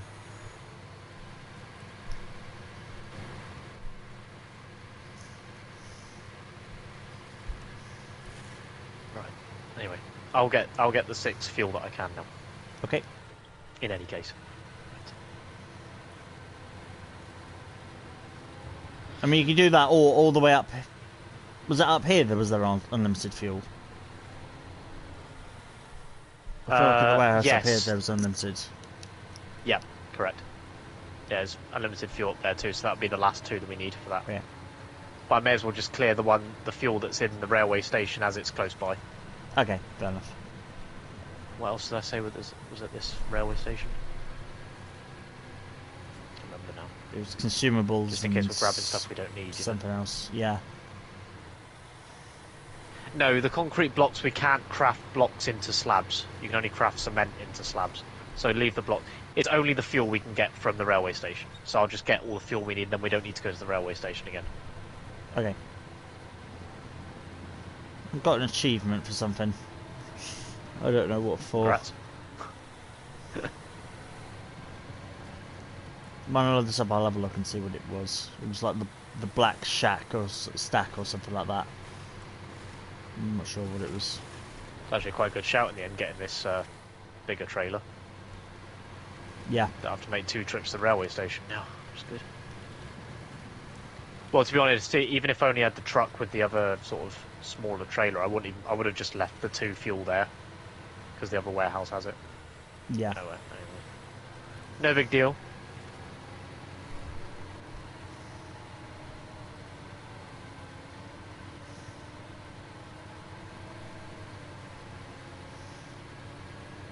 I mean, this thing's a bastard to reverse, but at least it's not as annoying as the last truck I brought in here. So I need concrete slabs, wasn't it? So was it cement that I need? Yeah. Cement to craft slabs. 4 cement to craft 2 slabs. Okay. Wait, yeah, only give me that. Only gave me 3. Yeah, what was that achievement? Let's have a quick look and see if I can see what that achievement was.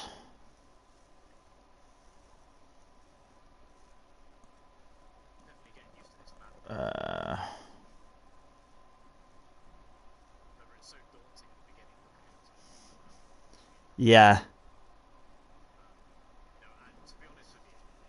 Drive 1,000 kilometers. Looking at it now. Oh shit! Nice. Awesome. I'm just gonna pause a second. Have I got that one? Drive 1,000 kilometers. Yeah. It's called like the black something. It's got like a picture of like a black dog.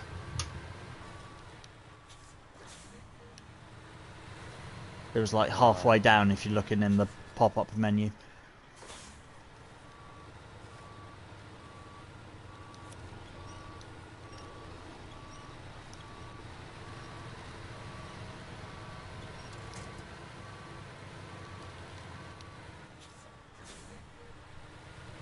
Black Shark. Yeah, Drive for 1,000. Yeah, got that one. Fuck, I got that in July 21. Shit.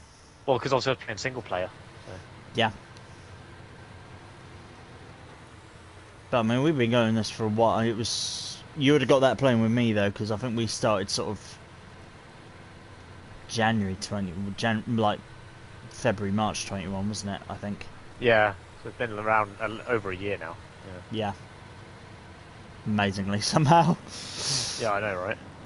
But no, it's keeping it going. I think it helps having these like DLC as well, just to keep it interesting, I guess. Yeah, definitely. A little bit different. And obviously, it's this one's cool because it's gold mining. Well, mining in general. Relevant, yeah, for you. Yeah, exactly. Right. Fuel. So we need all 6.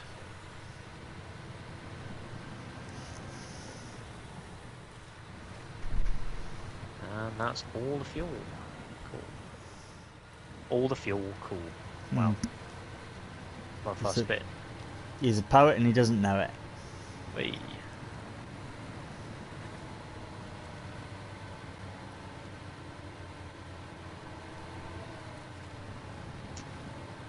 There we are.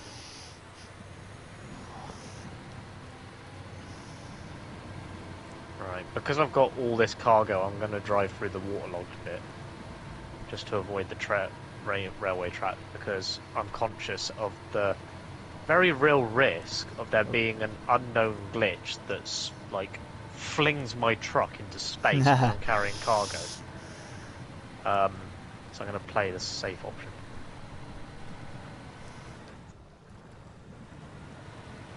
Because this truck is a unit and it will drive through anything.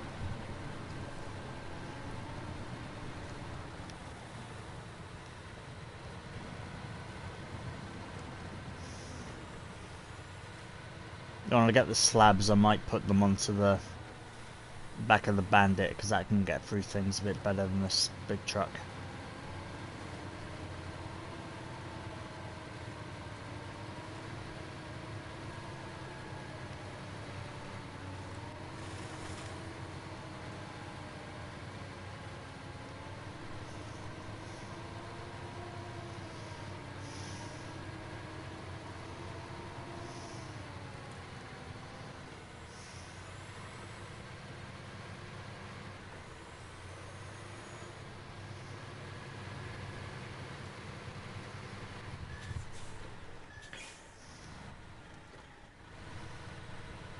This way now.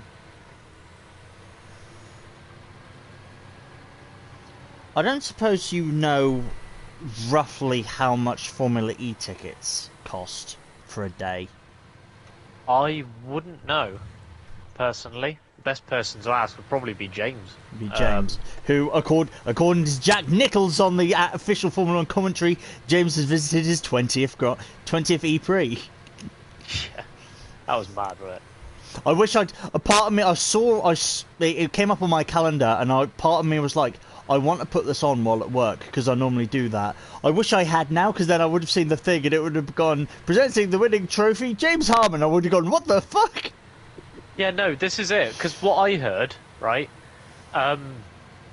was 20th E-Prix. Yeah. And I was like, I flinched. Because I thought, surely, no. Like, what, there's someone else there for their 20th E-Prix, and then they said James Harmon. I was like, no fucking way. Has he got it again? Yeah, twice he's been on that. Extraordinary. In Germany. It's the same track. He's been on that podium twice. Yeah. Yeah. Not only is it 20th E-Prix, he's done the podium twice in Berlin. It's extraordinary. Absolutely unbelievable. And yeah, I'm so happy for him, but my God, like, that caught me out. wasn't expecting it. I was sort of half watching the podium as well. And honestly, sometimes, for some reason, I don't know what it is, there's this weird gut feeling, but I usually turn off after the race, so I'm not worried about the podium. But I was like... I did that. I was I just did sort that of in phased Miami. out and left it on. I'm glad I did, because I could have turned it off and missed that. I turned it off in Miami and I missed all the jokes about the police escorts and the football hats, football helmets. I missed all that for Miami. Oh, mate. Because I switched off. So cringy. Well, I wanted to play with a friend on PlayStation I hadn't chatted to for a while. And I was like, oh, the Grand Prix is just ending. And I was like, I'll play with him because it's getting boring. And literally, as he joins my PlayStation party, Lando had his crash. And I was just like, oh, I was like, the race was boring, but now someone's crashed. So... It will remain boring. Yeah, it will remain boring. Yeah, there was some jostling between Charles and Max again, but Max had the pace, didn't he? Let's face it. Yeah. I don't know how close this one's going to be. I think it's probably going to be a bit more in favour of Red Bull again, but you never know. You never know. Red Bull did have this issue at the start of the season with their car reliability-wise, so is that going to hurt them later? Possibly. Like, the engine allowance situation. Yeah. So yeah, I'm not sure. I was thinking about Formula E tickets because when I'm doing my driving experience at Dunsfold, when whatever date that is, that's on the Friday, and on the Saturday and the Sunday are the London E-Prix. Oh shit! So Yeah, that's why it was sort of in my head, like, And particularly if I'm going to be inviting people like yourself and the other F1 fans from uni, just like, hey, who wants to do this, and then potentially, depending on how much E-Prix tickets are. I've been like juggling a lot of dates in my head. Remind me of when Dunsfold is again. It's like the 29th of July. It's like end of July. Right. I'll be back home by then. Oh, I can't. Oh, never mind. Sorry. I was about to say never mind.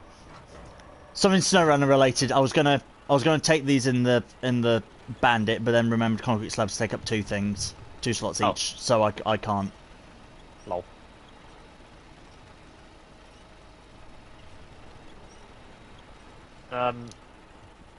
Because I remember I was saying, I'll try and confirm it sort of maybe like a month before. I looked for Formula E tickets. They still haven't been released, so they haven't. They're waiting until closer to the time. Yeah, you can't buy them yet.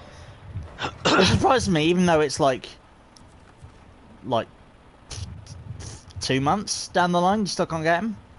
Yeah, that is bizarre actually. Did sort of surprise me, but.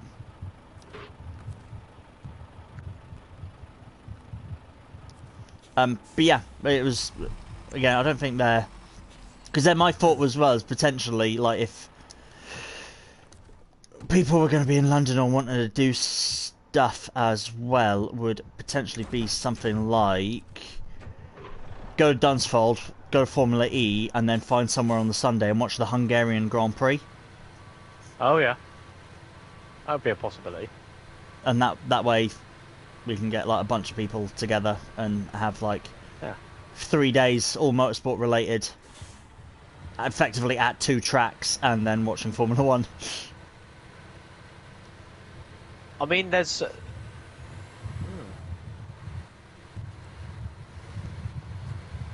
I could, in theory, make it to Dunsfold, stay a night, go to Formula E, and then probably head back home that night.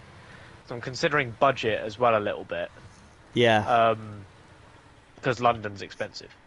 So of course, yeah. Range of tickets. Thank you, Andy. Range of tickets is £50 to £100. Yeah, that's not So yeah, and I would literally just be thinking like the Saturday, that's so not the whole two, not the whole two, because it's a double header. So just like a 1 day thing. So yeah, it'd probably be like 50 quid or so. And actually, as well, in London is expensive, but I've been a few times for like uni and stuff. There's like It's a bit out of the way, but there's like a pretty cheap Premier Inn in like Bethnal Green. That's Right. That's like, I don't know, it's like 30 quid a night, if that. Yep. And obviously you can just get like a tube to back into London to get to the Pre, I guess, right? Yeah, it's right on the Central line. Right. Oh, that's all right then. Yeah, so that'd be accessible. Dunsfold wise, what is that anywhere near even a out of the way tube or something? What kind of distance are we talking from London? Is that Dunsfold? The Right out of the nearest way. the nearest tube station to Dunsfold would be Gatwick. Right, that's a bit out of the way, isn't it?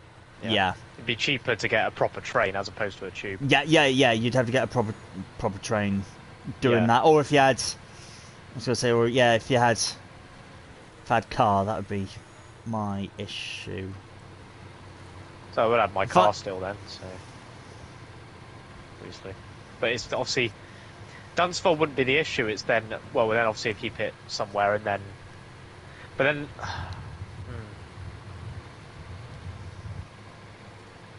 probably end up taking a train in the end. Yeah. Let me I'd end up driving that. I I would probably end up, I think, driving to my mum's in Leicester after Dunsfold and then getting a train down from Leicester.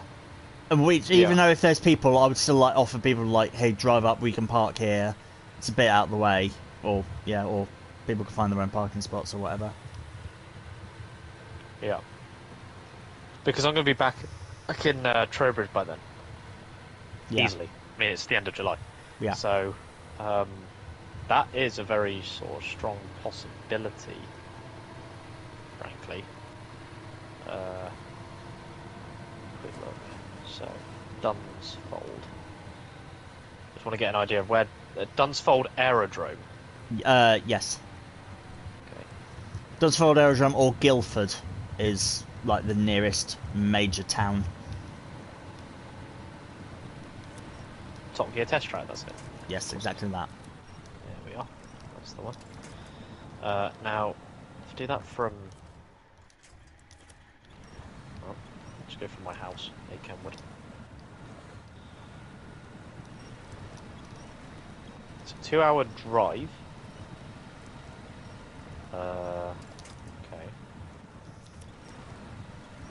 I don't want to drive, because obviously we've got the London stint as well.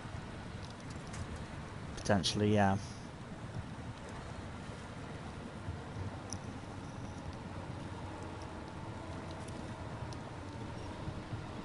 What I'd potentially be tempted to do is get a place in Guildford to stay.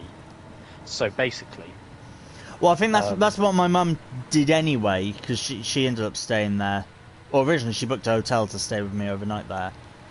But yeah, like we could do that, get a cheap hotel or something there in Guildford, and then get the train into London. And actually, my mum, yeah, and if I went up to my mum's first, she could drive me down.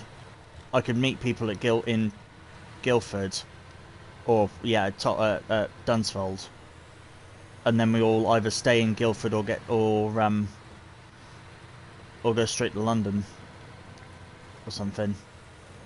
Yeah, then I wouldn't have a train. I wouldn't have a car even with me. Trowbridge to Guildford. Guildford any? Oh no, I'll just go for Guildford. If I went for an open return in July 29th. Alright, yeah, July 29th.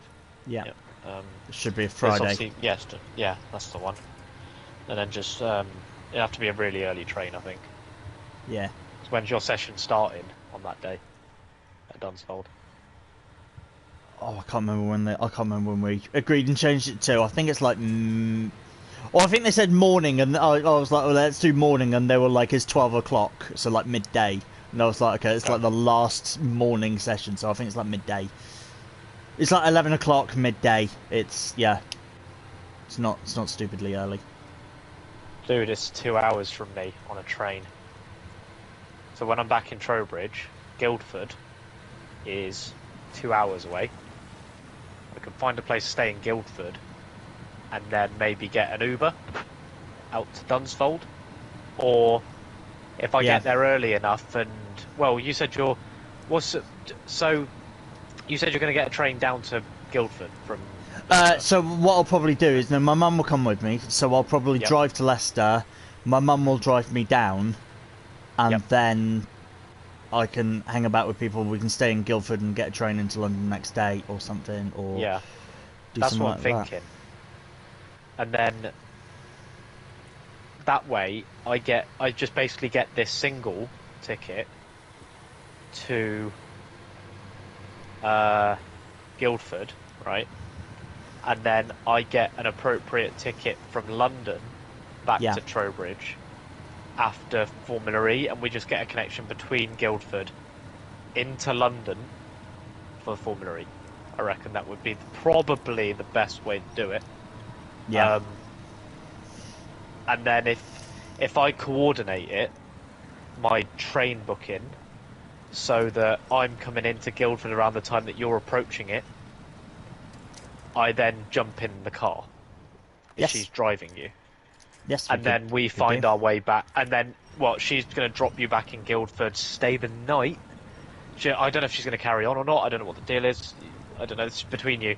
But we go back to Guildford, stay the night, and then go to Formula E the next day in London, and then go home. Yeah, that is a possibility.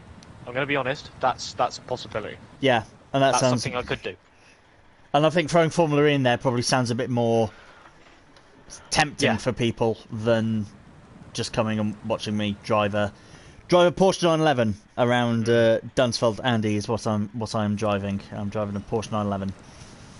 Yeah, and I think it's just having that extra bit helps sell it. I'm not saying I wouldn't have come along, but that certainly enhances it. There's more benefit for the cost of travel, basically. Yes. Okay. Yes. What I mean. I know what you mean. Yeah.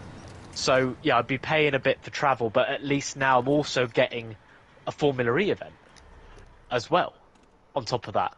Yeah. So it's not like, because I would be available, so it's not like I wouldn't come along if I was available. However, this helps justify the cost of the travel over the 2 days.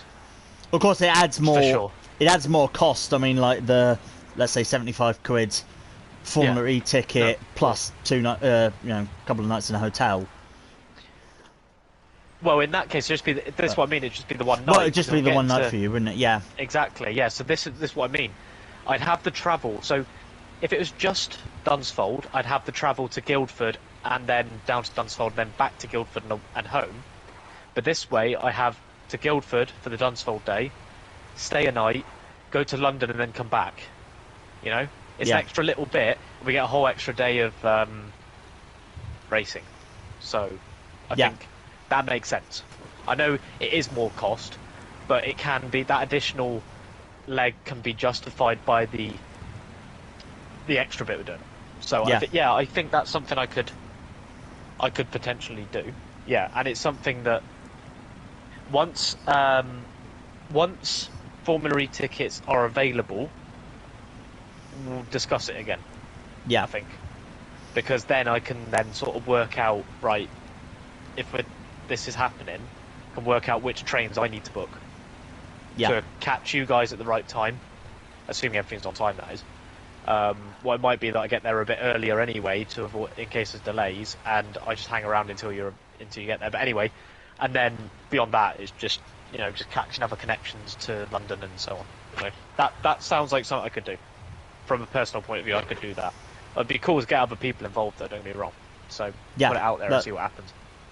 Yeah, definitely ask people if they want to do that, because then it's London as well, so it's quite central. So even if they don't go Guildford, I mean, the Guildford thing is technically going there. It's just the cost of going there. There's nothing that's costing people there. Correct. Whereas Formula E would cost people, upwards of 50 quid. So but I mean, effectively, treating Dunsfold as like a track day, like just like a visiting, spectating a track day, for instance. Basically, that's what it is, and that's pretty cool. And we just it's still an iconic track that you don't get to go to normally. Top Gear. Like, Yeah. you know, getting to go to Top Gear test track and then go to the London Formula E race the next day. That's fucking awesome. That sounds wicked. That would be an And awesome weekend. that's what I mean. Yeah. It's like that is something I could definitely justify in terms of the cost of the travel. It would have been harder to justify just Dunsfold, but it's much easier to justify this. I have to say. So I think yes. Once we get more information about Formula E, then we'll discuss it again for sure. Because I'm very. I hadn't realised that London was that weekend. I hadn't either until I ended up. I can't remember what I. Yeah, I just happened to look on my calendar because I've got Formula E and Formula One both stored on my phone calendar, and it ended up. I saw that London E Prix was that weekend. Yeah. Right, I'm going to recover from here because there's nothing else I really need to get down here. Okay. And I'm going to recover and... Uh-oh. I rolled my truck again in that same place that we had an issue before, but my crane was nearby, so... Oh, that's already... Okay. So, what I'm going to do is...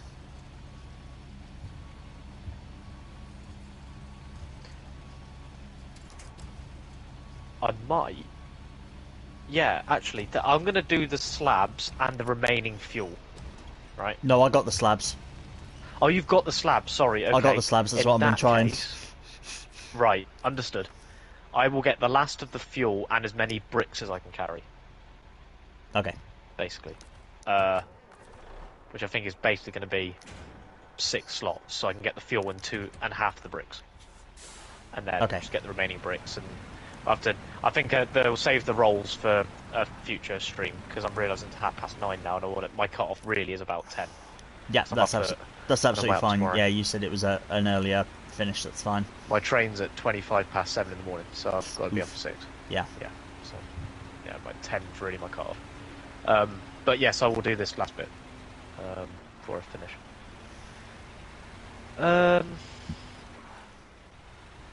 Yeah.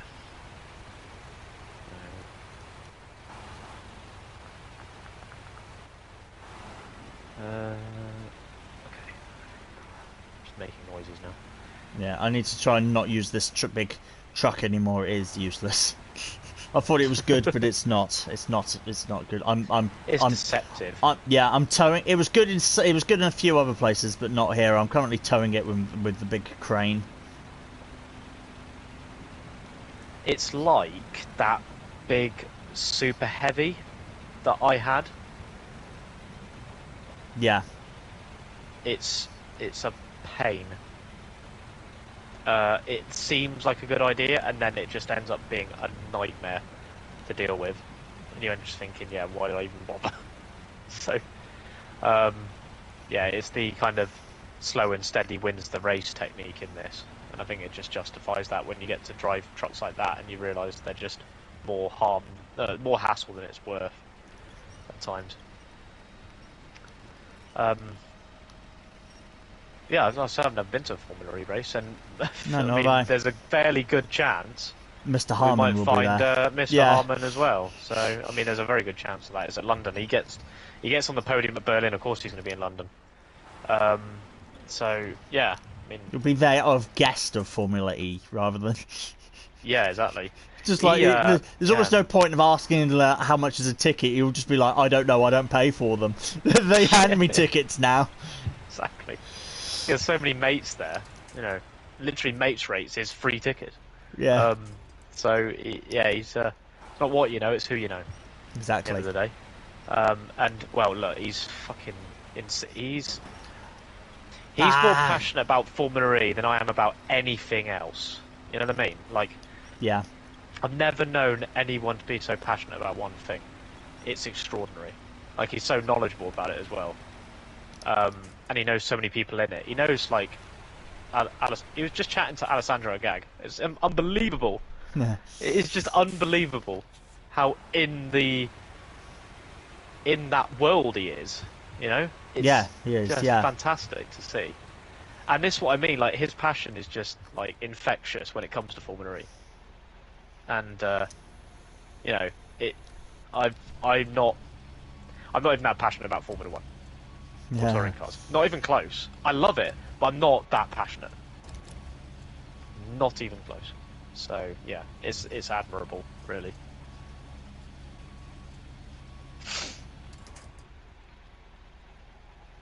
Yeah, there's a 96% chance he'll be at London, I reckon. Yeah. Obviously, I have no idea, but there's a very, very strong possibility that will be the case. I don't see why not. I haven't specifically asked him, but wouldn't surprise me. No, I haven't either, but yeah, I imagine he would be there. Yeah. I fucking rolled my truck again. Lol. At least it's still taking those 2 cabins, though. That is useful. So yes. I guess that it kind of makes sense, though, in the sense that you're just basically moving the cabins around. That's the gist of it. Yeah, to wherever they need work for, yeah. Yeah. Just like a fly-in, fly-out scenario. Right, so... let's get the fuel first. 2 fuel. And then... 4 of the bricks. Excellent. Wasn't this crane lifting? There we go.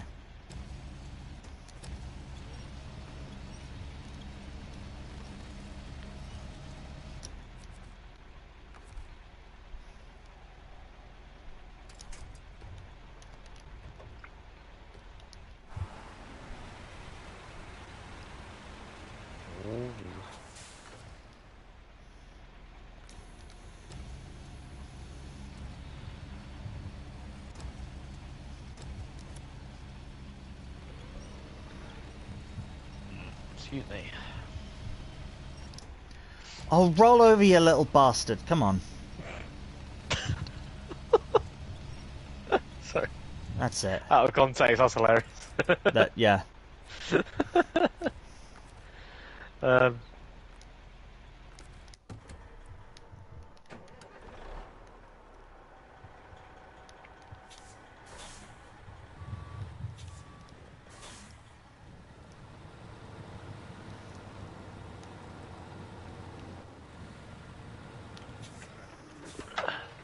Just AFK for a sec.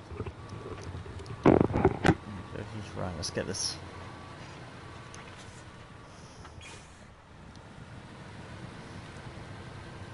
Try and get this bastard thing out. No.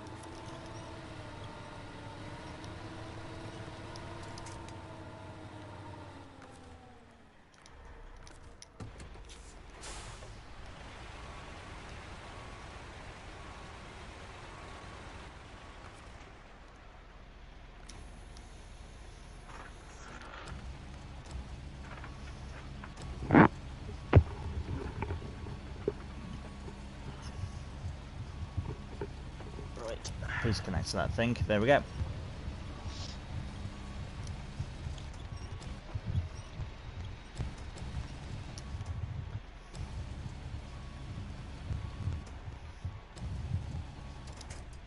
Charging all my shit ready for the next couple of days. No, yeah. Doing the switch over.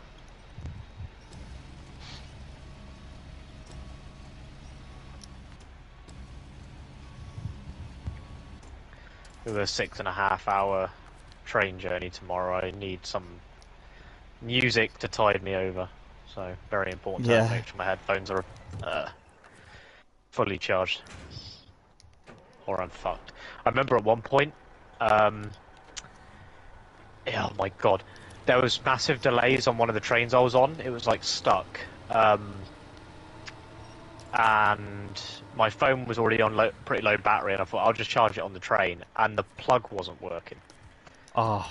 And my phone, I didn't want it to die because I might have needed it, so I turned it off, and I was stuck with about 3 to 3.5 hours of no kind of music or any like videos. I didn't even have a book with me. Oof. It was torture being sat there with nothing to do. It's horrendous. Which I guess just shows how reliant I was on that kind of yeah.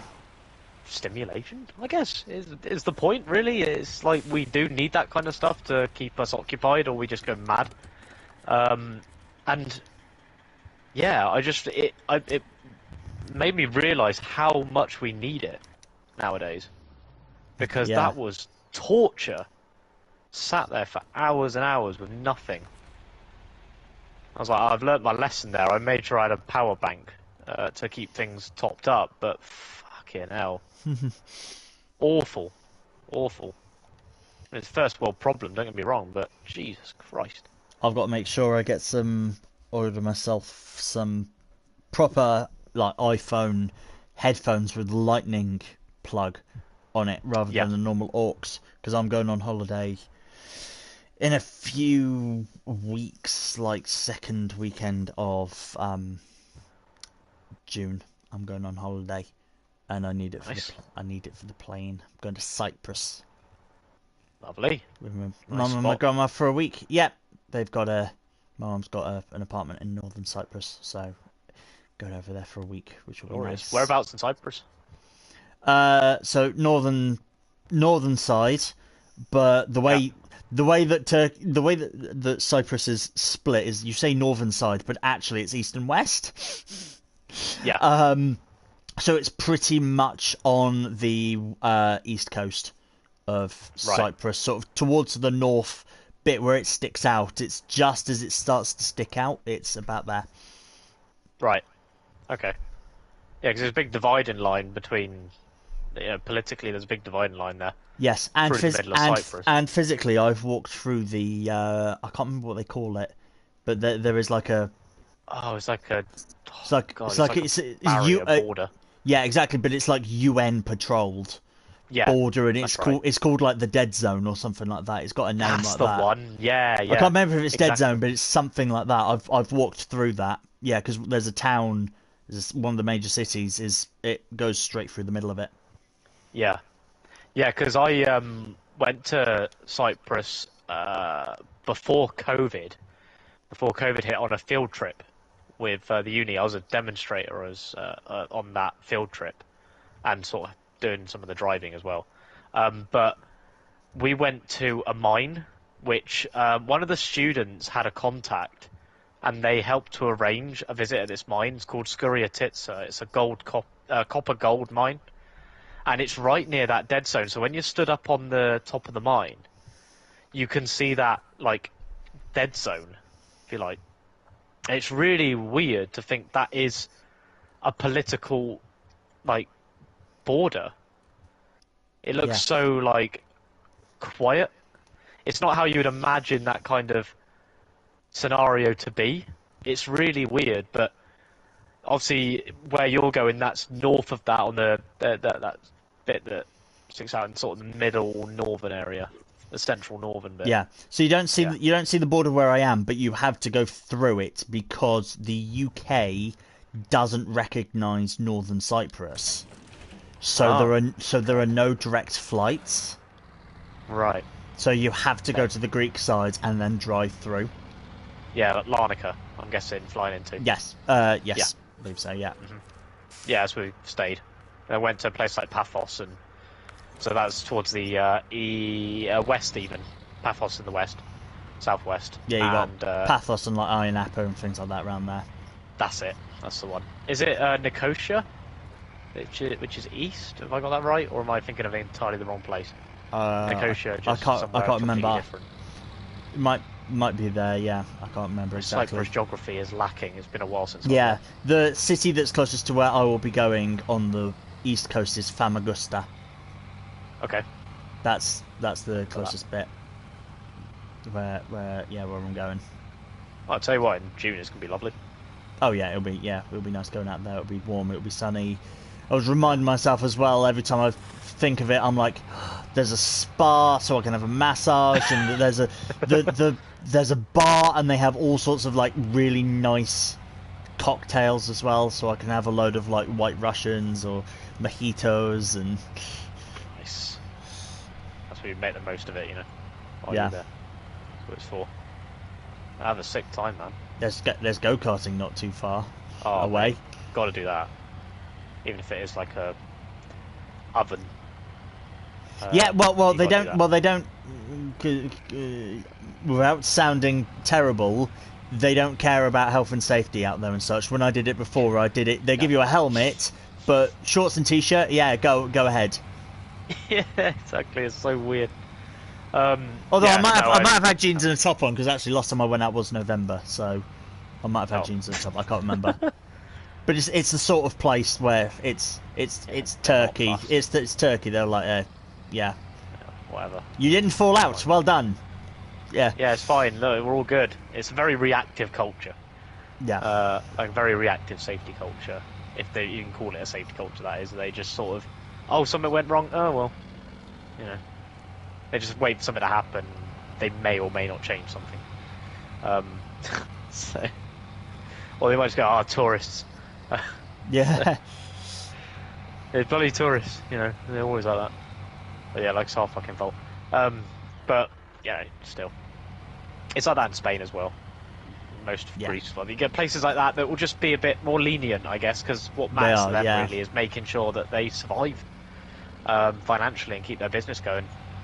And if they have to turn people away over a safety issue, that could cost them their business. Yeah. Like, there could be a group of like 15 or 16 lads, for example, on a holiday, and they want to go karting. They go, nope, you're not dressed right. You've just lost all that business. So of course they're not going to do that. Yeah. So in that sense, I can see why safety tends to go out the window in those situations. But and obviously it's seasonal as well, so they don't get that kind of business all year round. So they have to make the most of it when it's there, which makes it even more difficult to make that money, you know? Well, some places, but like I said, I went there last time in November and did go-karting. Oh, okay. Yeah, so obviously they do still get some, but I guess the majority of their business will be. I mean, it's still Cyprus. It's still right in the middle. It's still right in the middle of the Aegean. Is the Med or the Aegean? I can't remember which one. I think it's the Med still. Yeah. Sure, it's still the Med, or is it? Oh, I don't know actually. I think it's the Aegean because someone told when I maybe it is. Yeah. I used to go to Bodrum in Turkey a lot, and that's the southwest corner. And someone there told me they were just like, you can tell people you went to the Med and the Aegean because Bodrum is on the border. Because the Med is the one that goes sort of around Italy as well, isn't it? And Northern Africa and Southern Europe. Okay, so I think it's the Aegean. Rather than the Med. Maybe. Don't know. See, I thought it was the Med. Unless the Aegean is to like the west of Cyprus. Might be, but no, east of Cyprus. East, but there's not much to the east because then you end up at like Syria. Yeah, Syria and Syria. Sorry. Syria and Azerbaijan and all those places. You end up Iraq. You end up there.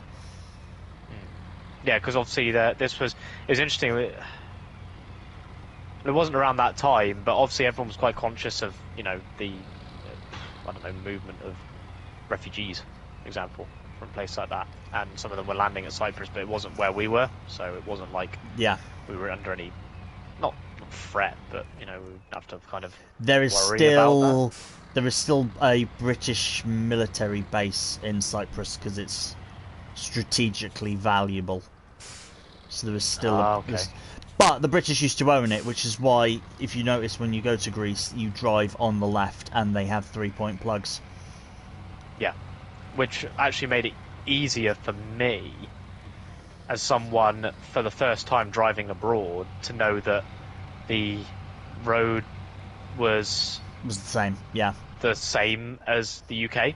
Yeah, I'm going to be driving. I'm familiar with this already. Now that I'm 25, I'm going to be driving there as well. My mum has said we'll share the driving, and it's good to know that it'll be because I've never driven a right-hand drive car, left-hand drive car. Yeah, so at least it's something you can sort of get your head around a little bit. I got one too many. I picked up one too many brick. Oh dear. How many you got? 5. 5. I just took a big ass trailer, and but I got a Kolob and things like that, so I can chug through. Okay.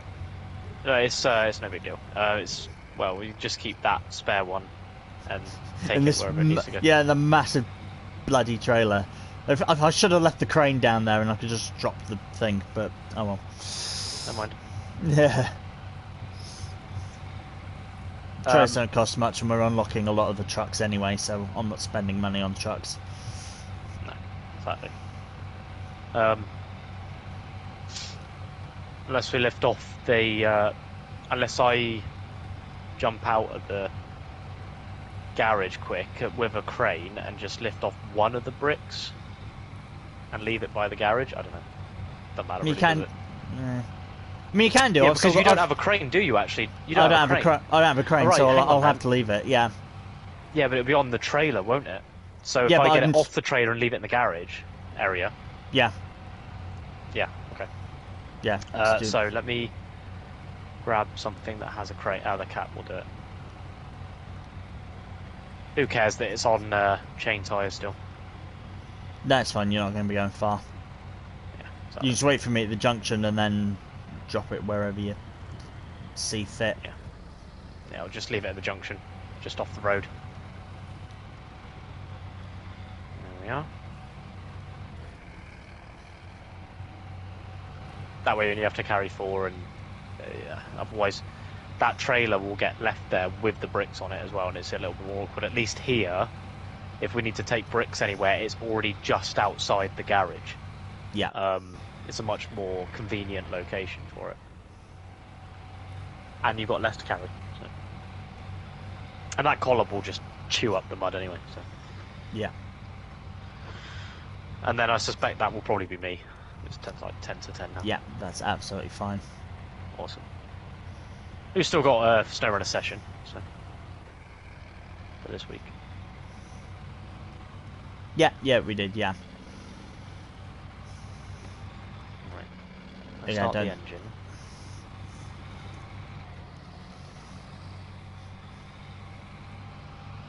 Just see this little yellow hat arm just coming up and just like, hi.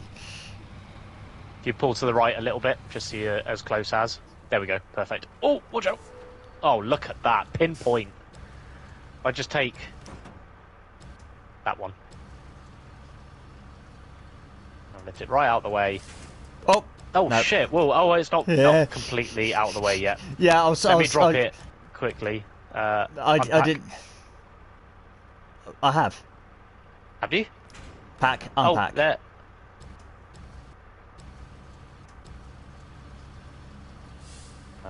Bear with a second.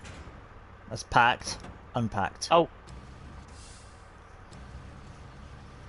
Right. I'll let you Sorry. pick it up. I'll let you pick it up and take it completely out the way. I just There we go. drop it here. There we go. Oh, shit. Yep. Okay, it's Off on you that go. corner. It's on that corner. Okie dokie.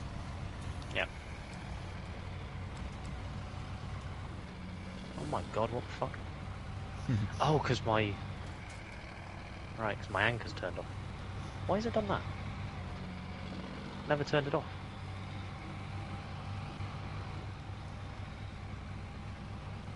There we go. I need to turn it the right way up so it's just easier to access later. Yeah.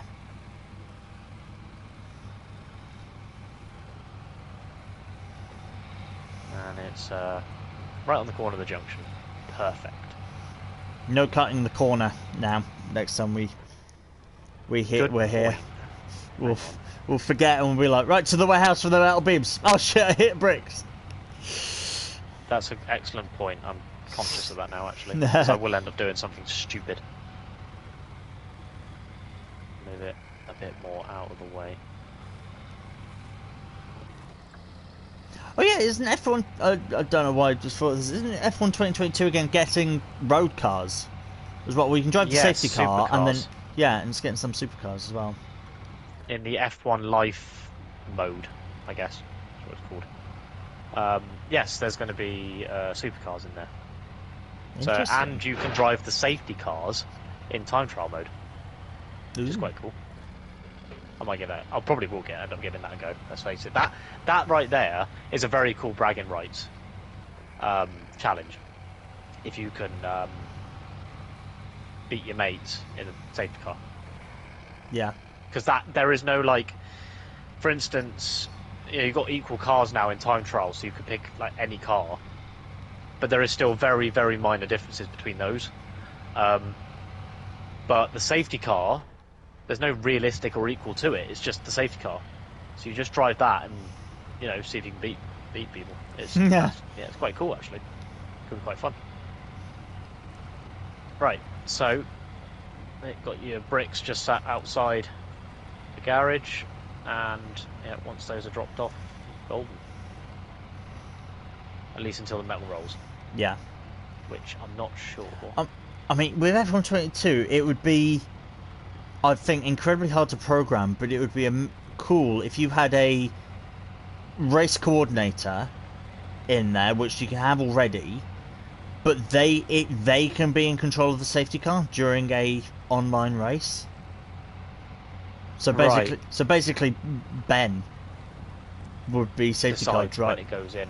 Well, yeah, decides when it goes in, but he drives it. Oh, I see. Yeah, because this was something they were talking about in terms of having, if you were able to drive the safety car during an online race, career mode, for example, say a career mode scenario, where you end up in a safety car, you then spawn into the safety car. Well, they've already said, haven't they? They've already said, haven't they, that you can, in career modes and things like that, you can cut to track cameras, so you don't have to drive the safety car, or like you don't have to drive your car at all during that period. Yeah. Yeah, it'd be interesting if, during an online race, someone could be in control of the safety car, like a spectator, like race coordinator or whatever, could then be in control of the safety car when it says deployed, and so it basically, Ben would be in there watching as race coordinator. Safety car comes out, it spits Ben into the safety car. Yeah. And sends him out, and Ben is in control of the safety car. Would be fascinating, actually. I think that'd be too hard to program, and again, it's more specific towards leagues, but I mean that sort of thing would be. It really also cool. throws up all sorts of dangers in terms of glitches. Yeah. So that's the obvious. That's the other issue thing. But it's no,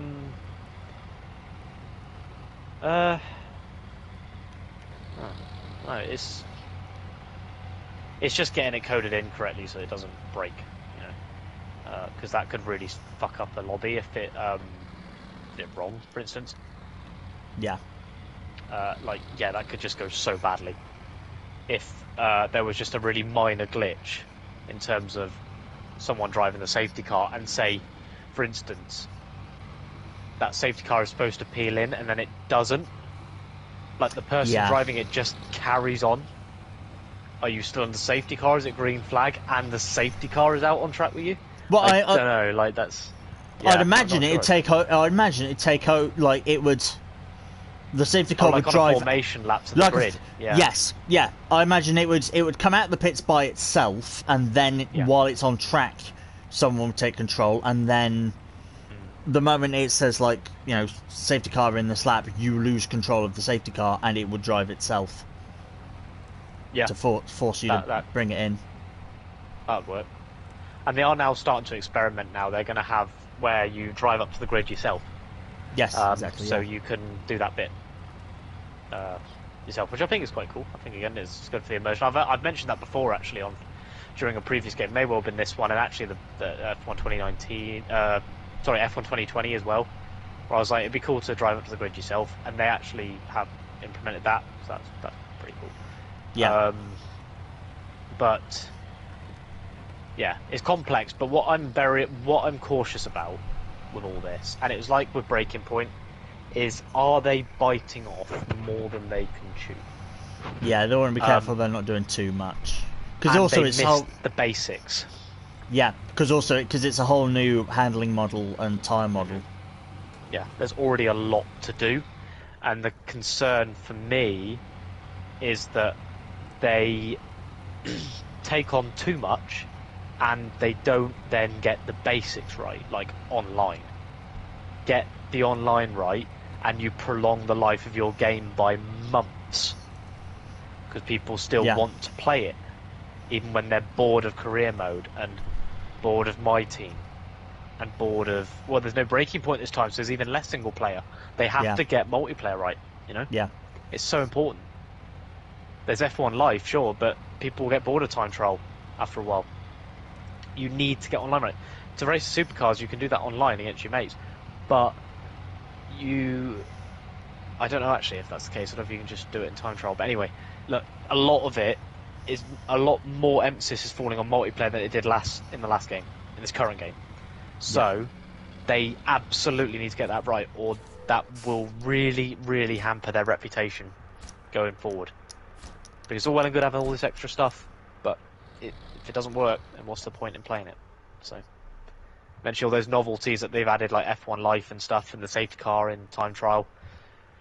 All that will be irrelevant if people are already bored of it, they've done it enough, and the multiplayer don't work.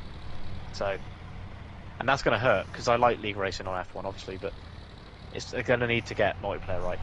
I can't be more. Although something that will make people like Ben and league organisers happy, they are implementing sprint races. In career mode, it is only in like Brazil, Austria, and Imola. Austin, I guess. No, it's wherever they're having them this year. But you can implement sprint races into any race online. Oh, cool. So you can do a sprint race, and you can set it up so it's a sprint race and then a feature race. It will do that. So sprint race will set the grid for the feature. You can do that. Yeah, which will help. That's quite good.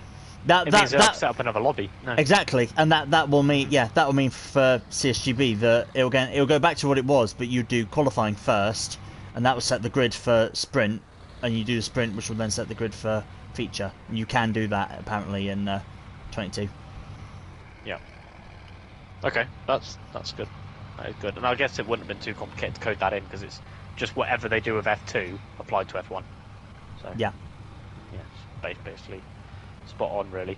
What are you up to now? I see you've got the bricks off. Yeah, I'm going to go to the nearest trailer store, which I think is the train station. Get rid of this trailer, and then recover, and then end. So yeah, if you were needing to go, wanting to go, then that's absolutely... Oh no, that's all right. I'll hang back for another few minutes. It's fine. Okay. No. I was aiming for 10, but I'm not going to end up sleeping long anyway, because I don't usually. Yeah. So, but no big deal. It's just I was aiming for 10, but this is absolutely fine. So, right. Yeah, we'll finish off the rolls next time. We just need 3 beams for that. Generate the rolls and drive them back. Which we can get the beams from that warehouse at the top. So it's going to be a bit of a drive, but Oh yeah, because we may as well do that together. For the reason I say that is that one of us will have less. Like for instance, my Ank will do it, but it's slow. So what I'm thinking is, and for the purpose of getting up that icy bit, like we sort of did before, one of us be a helper and just pull you along. Exactly. Yeah. So one of us take one of the beams, and the other one take 2. And then that one with the 1 be a support vehicle up the icy bit. Okay, yeah.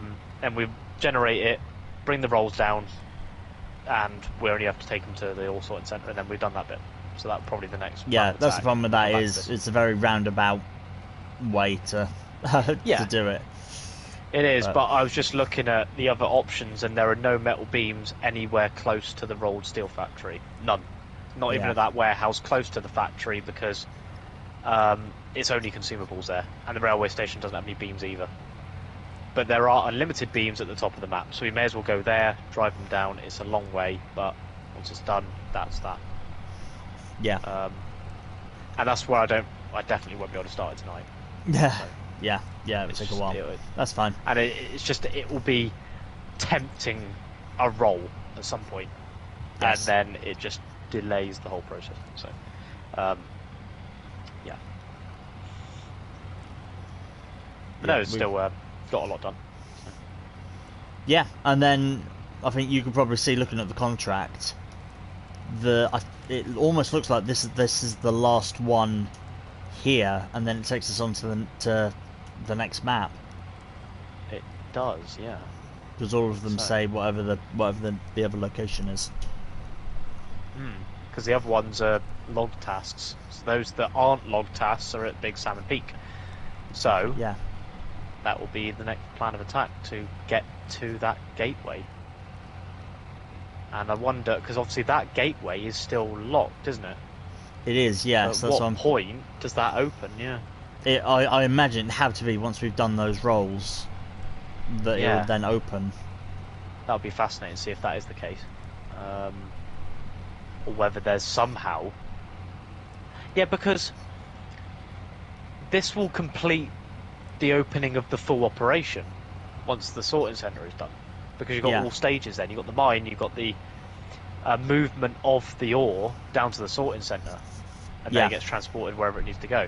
So that would be the final step in opening the operation. I just don't know how that links to the new location, which is currently locked. But if we get that stuck, Google might be able to help. But we'll get this done first next time, and then if it comes to that, we can check. Yeah.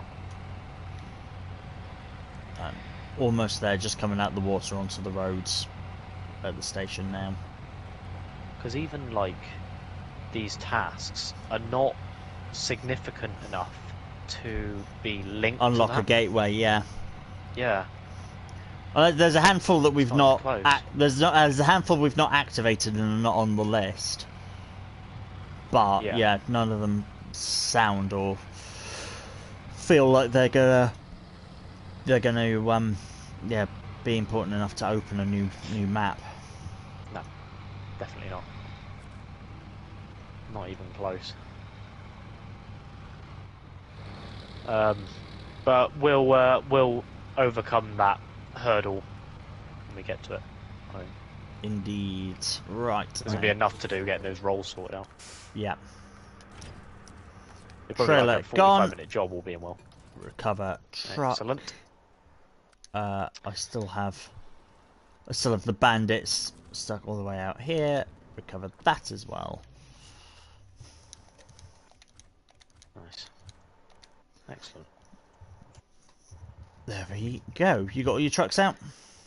Yeah, I'm just check here, because obviously it says metal rolls and it usually pops up if you can pick it up anywhere. And I'm just checking if any of those are popping up. No, only the rolled steel place is showing anything like that's where you can get them. So yeah, that's for next time. Okay, so return to main menu. Let's see the final outing, and then I can end the stream as well on the final. Well, jobs we did. Yeah, well, we completed one contract, didn't we?